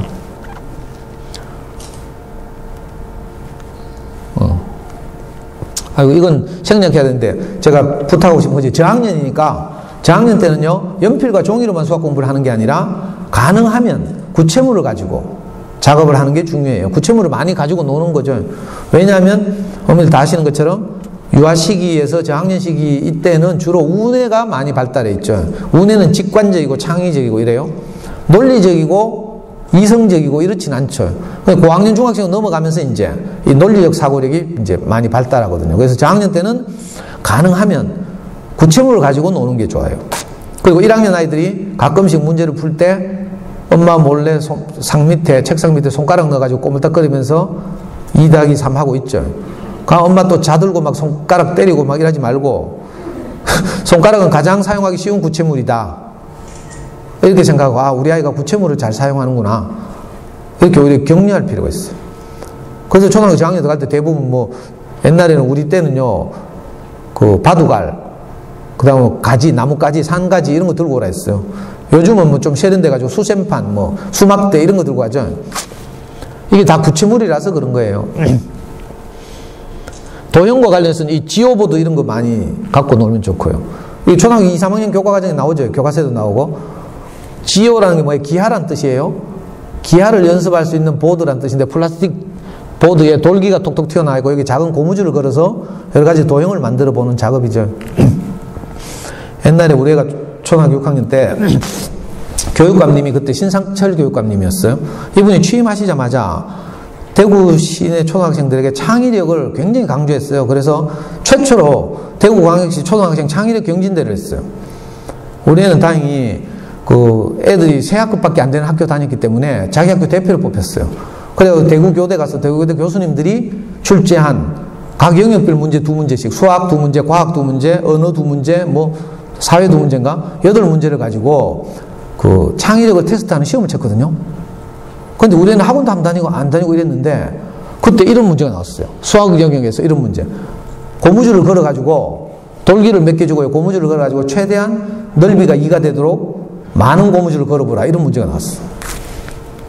대부분의 문제가 그런 거죠. 생각을 많이 해보고 여러 가지 이런 문제가 나왔어요. 그 성경에 보면 솔로몬의 재판 이야기가 있거든요. 어떤 두 엄마가 서로 자기 아들이라고 우기는 갓난아기를 안고 왔어. 그래가지고 솔로몬이 재판하기를 그러면 너가 양보를 안 할 거면 애를 반으로 잘라가지고 서로 반씩 가져가라 이렇게 했잖아요. 근데 친모는 그렇게 하지 않겠다고 양보하고 뭐 계모는 그렇게 하락해가지고 친모를 가려서 친엄마한테 아기를 줬다는 이런 재판이 있죠. 그 재판을 지문으로 딱 주면서 네가 만약에 솔로몬이라면 친자를 어떻게 가릴 것인지 생각나는 대로 써라. 이런 문제가 나왔어요. 창의력 경진대회에서. 생각나서 말씀드렸어요. 그 대회에서 우리 애가 어떻게 된 줄 알아요? 갔다 어디 계속 뭐 발표를 기다리더라고. 우리는 학원 사교육 하나도 안 받았거든요. 근데 대구 시내 경북대학교 영재교원에서 날고 기는 애들이 다 왔어요. 그때 대구에서 가장 우수한 애가 그 당시 어디 다니는가 도원초등학교, 달서구 도원초등학교 다니던 노희수라는 친구가 있어요. 얘는 대구가 나온 천재라고 유명했는데 나중에 프린스턴 가서 프린스턴 저기 부산에 있는 한국과학영재학교 갔다가 프린스턴 갔거든. 그런 애가 나왔어요. 근데 그런 애도 1등 못했어. 근데 우리 애 거기서 5등 했잖아요. 자랑. 노희수라는 친구가 그때 2등 했어요. 2등. 1등은 누가 했는지 몰라. 근데 아무 사교육도 안 받은대요. 어떤 방식으로 뭘 하면요 아이들의 무엇이 잘한다는 걸 제가 말하고 싶은 거예요. 그리고 초등학교 중학년 때는 그런 걸 잘하게 하는 준비를 했으면 좋겠다. 이런 것들 많이 있죠. 뭐 어머니들 아시는 것도 있고 그런데 이런 교구들을 가지고 많이 놀았으면 좋겠다. 자, 이건 유명한 헝가리 수학자인가? 폴리아라는 분이 제안한 건데요. 자, 이런 작업을 쭉 하다 보면 그죠? 문제 해결 능력이 자란다는 거죠. 이건 나중에 고학년이 되면 이런 과정을 거치면서 그죠? 한 문제를 해결하기 위해서 이렇게 1년의 과정을 거치는 거죠. 기계적으로. 먼저 문제를 읽어보고 분석한 다음에 구하려고 하는 것은 무엇인지, 이것을 구하기 위해서 주어진 조건은 뭔지, 그죠? 이걸 찾는 거예요. 그리고 어떻게 해결할지. 이건 오늘 고학년이 아니고 저학년이니까 그냥 지나가겠습니다. 이것도 3학년 교과서예요. 자, 예를 들면 이렇게 하는 거죠. 자, 이런 문제가 나왔다면 어느 분수가 더 큰지 이게 구하려고 하는 거예요. 그러니까 애들이 어릴 때부터 시간만 많으면 이렇게 구하려고 하는 것에 빨간 밑줄을 치는 거예요. 그리고 이 구하려고 하는 것을 구하기 위해서 주어진 조건들이 있죠. 조건에는 동그라미를 한다든지 이렇게. 그래서 구하려고 하는 것을 먼저 찾고 주어진 조건을 찾고 그 다음에 계산하고 그 다음에 반성하고 이렇게 하는 거죠. 이 작업을 앞으로 초등학교 전 과정을 통해서 계속 연습해야 돼요. 그러면 제가 이 사진 왜 갖고 나올게요?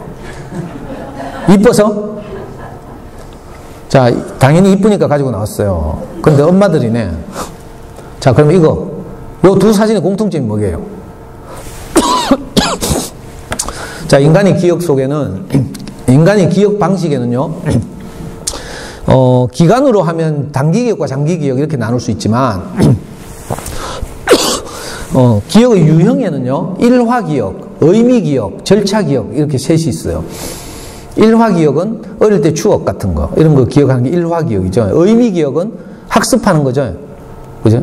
학습해서 받아들이는 지식 이런 게 의미 기억이에요. 마지막 하나가 뭔가 하면 절차 기억이에요. 프로세스를 내 온몸으로 받아들이는 거죠. 프로세스를. 아까 아가씨가 자전거 타고 있었죠. 자전거 타기는 한번 딱 배워놓으면요 몇 년 후에 타도 금방 내가 딱 올라타면 중심을 잡을 수 있어요. 이건 타이핑하는 장면이에요. 타이핑할 때 딱 열 손가락의 위치를 딱 익숙해졌죠.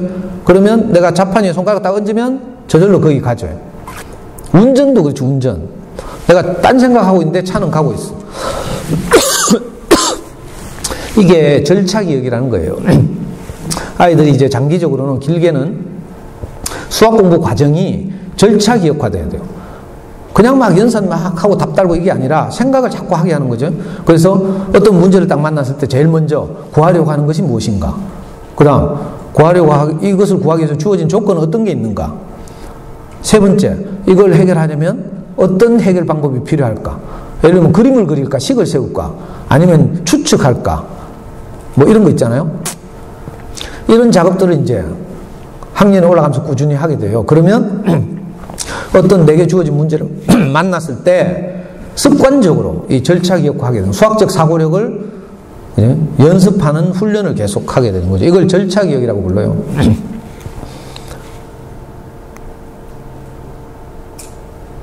우리 아이가 고학년 때, 5학년 때 문제해결 길잡이라는 그 교재를 가지고 실제로 매 문제를 이렇게 아까 말씀드린 그 프로세스에 따라서 매 문제를 연습한 노트예요. 우리 아이 인생의 첫 노트죠. 초등학교 5학년 때. 제가 이걸 집에 간직하고 있었는데 잠순에 어떤 아줌마가 우리 집에 놀러 와가지고 이 노트를 발견하고 우리 아이 중학교 2학년 때 이걸 잠순에 좀 올려달라고 했어요. 자기의 참고하게. 그래가지고 제가 이 노트를 20페이지짜리 노트인데요. 그걸 잠순에 게시판에 올렸잖아요. 근데 난리가 났어요. 저도 뭐 이렇게 우리가 훌륭하게 공부한지 몰랐거든. 근데 그 당시로 말해서 조회수가 5천이 넘었고요. 잠순의 사이트 안에서 댓글이 뭐 수백 개가 달렸어요. 그리고 얼마나 많은 사람들이 우리를 격려해 주든지, 야, 이렇게 한 문제 한 문제를 정성스럽게 공부한 이 아이가 미래가 보인다 해서고 막 거기 막 중학교 수학 선생님 이런 분들이요 막 격려하고 칭찬하고 그래가 아 이렇게 하는 게 맞구나 싶어 고무돼 가지고 진짜 그렇게 했잖아요. 저는 시골 살면서 서울에서 우리 보고 시골 산대. 대구 달서구 산다고. 저는 시골 살면서요 잠순의 덕분에 서울 대치동에서 수학 전문 학원들이 어떤 교재를 하는지 다 알았어요. 그거 실제로 추천해주고. 그래서 우리 아이가 초등학교 때는 문제 해결 길잡이를 가지고 5, 6학년을 보냈어요. 그전에 내가 아는 게 없어가지고 웅진 싱크빅 했거든. 그게 제 아주 천박한 수준이었어요. 근데 잠순의 아줌마들이 그렇게 하면 안 된다 하면서 생각하는 힘을 길러야 된다고. 그래 문제 해결 길잡이를 딱 추천해가지고 5, 6학년 2년 동안 딱 2권의 문제집을 했어요. 문제 해결 길잡이. 한 바퀴 돌리고 틀린 것 다시 한번 돌리고 또 틀린 것 돌리고 딱 하니까 10달도 걸려요. 10달. 하루에 3문제씩. 아 하루에 4문제구나. 다른 거 일절 손 안 댔어요. 이게 뭔가 하면 아까 말한 마스터 교재 다루기예요. 한 문제집을 가지고 여러 번 반복하는 것이 여러 문제집을 한 번 반복하는 것보다 훨씬 낫다는 거죠. 그래가지고 난리가 났다니까요. 이 전설적인 여러분들 잘 모르는구나.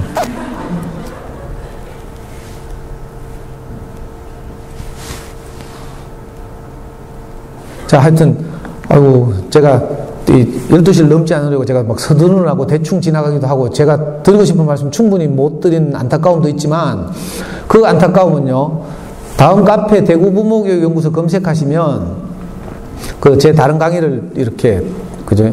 접할 수도 있고, 또, 제가 오늘 다 말씀드리지 못한 이런저런 자료들도 있고 하니까, 특히 잠수의 영어에 관심 있으시면 와서 한번 검색해 보시면 어머니께 혹시 도움이 될지도 모르겠습니다.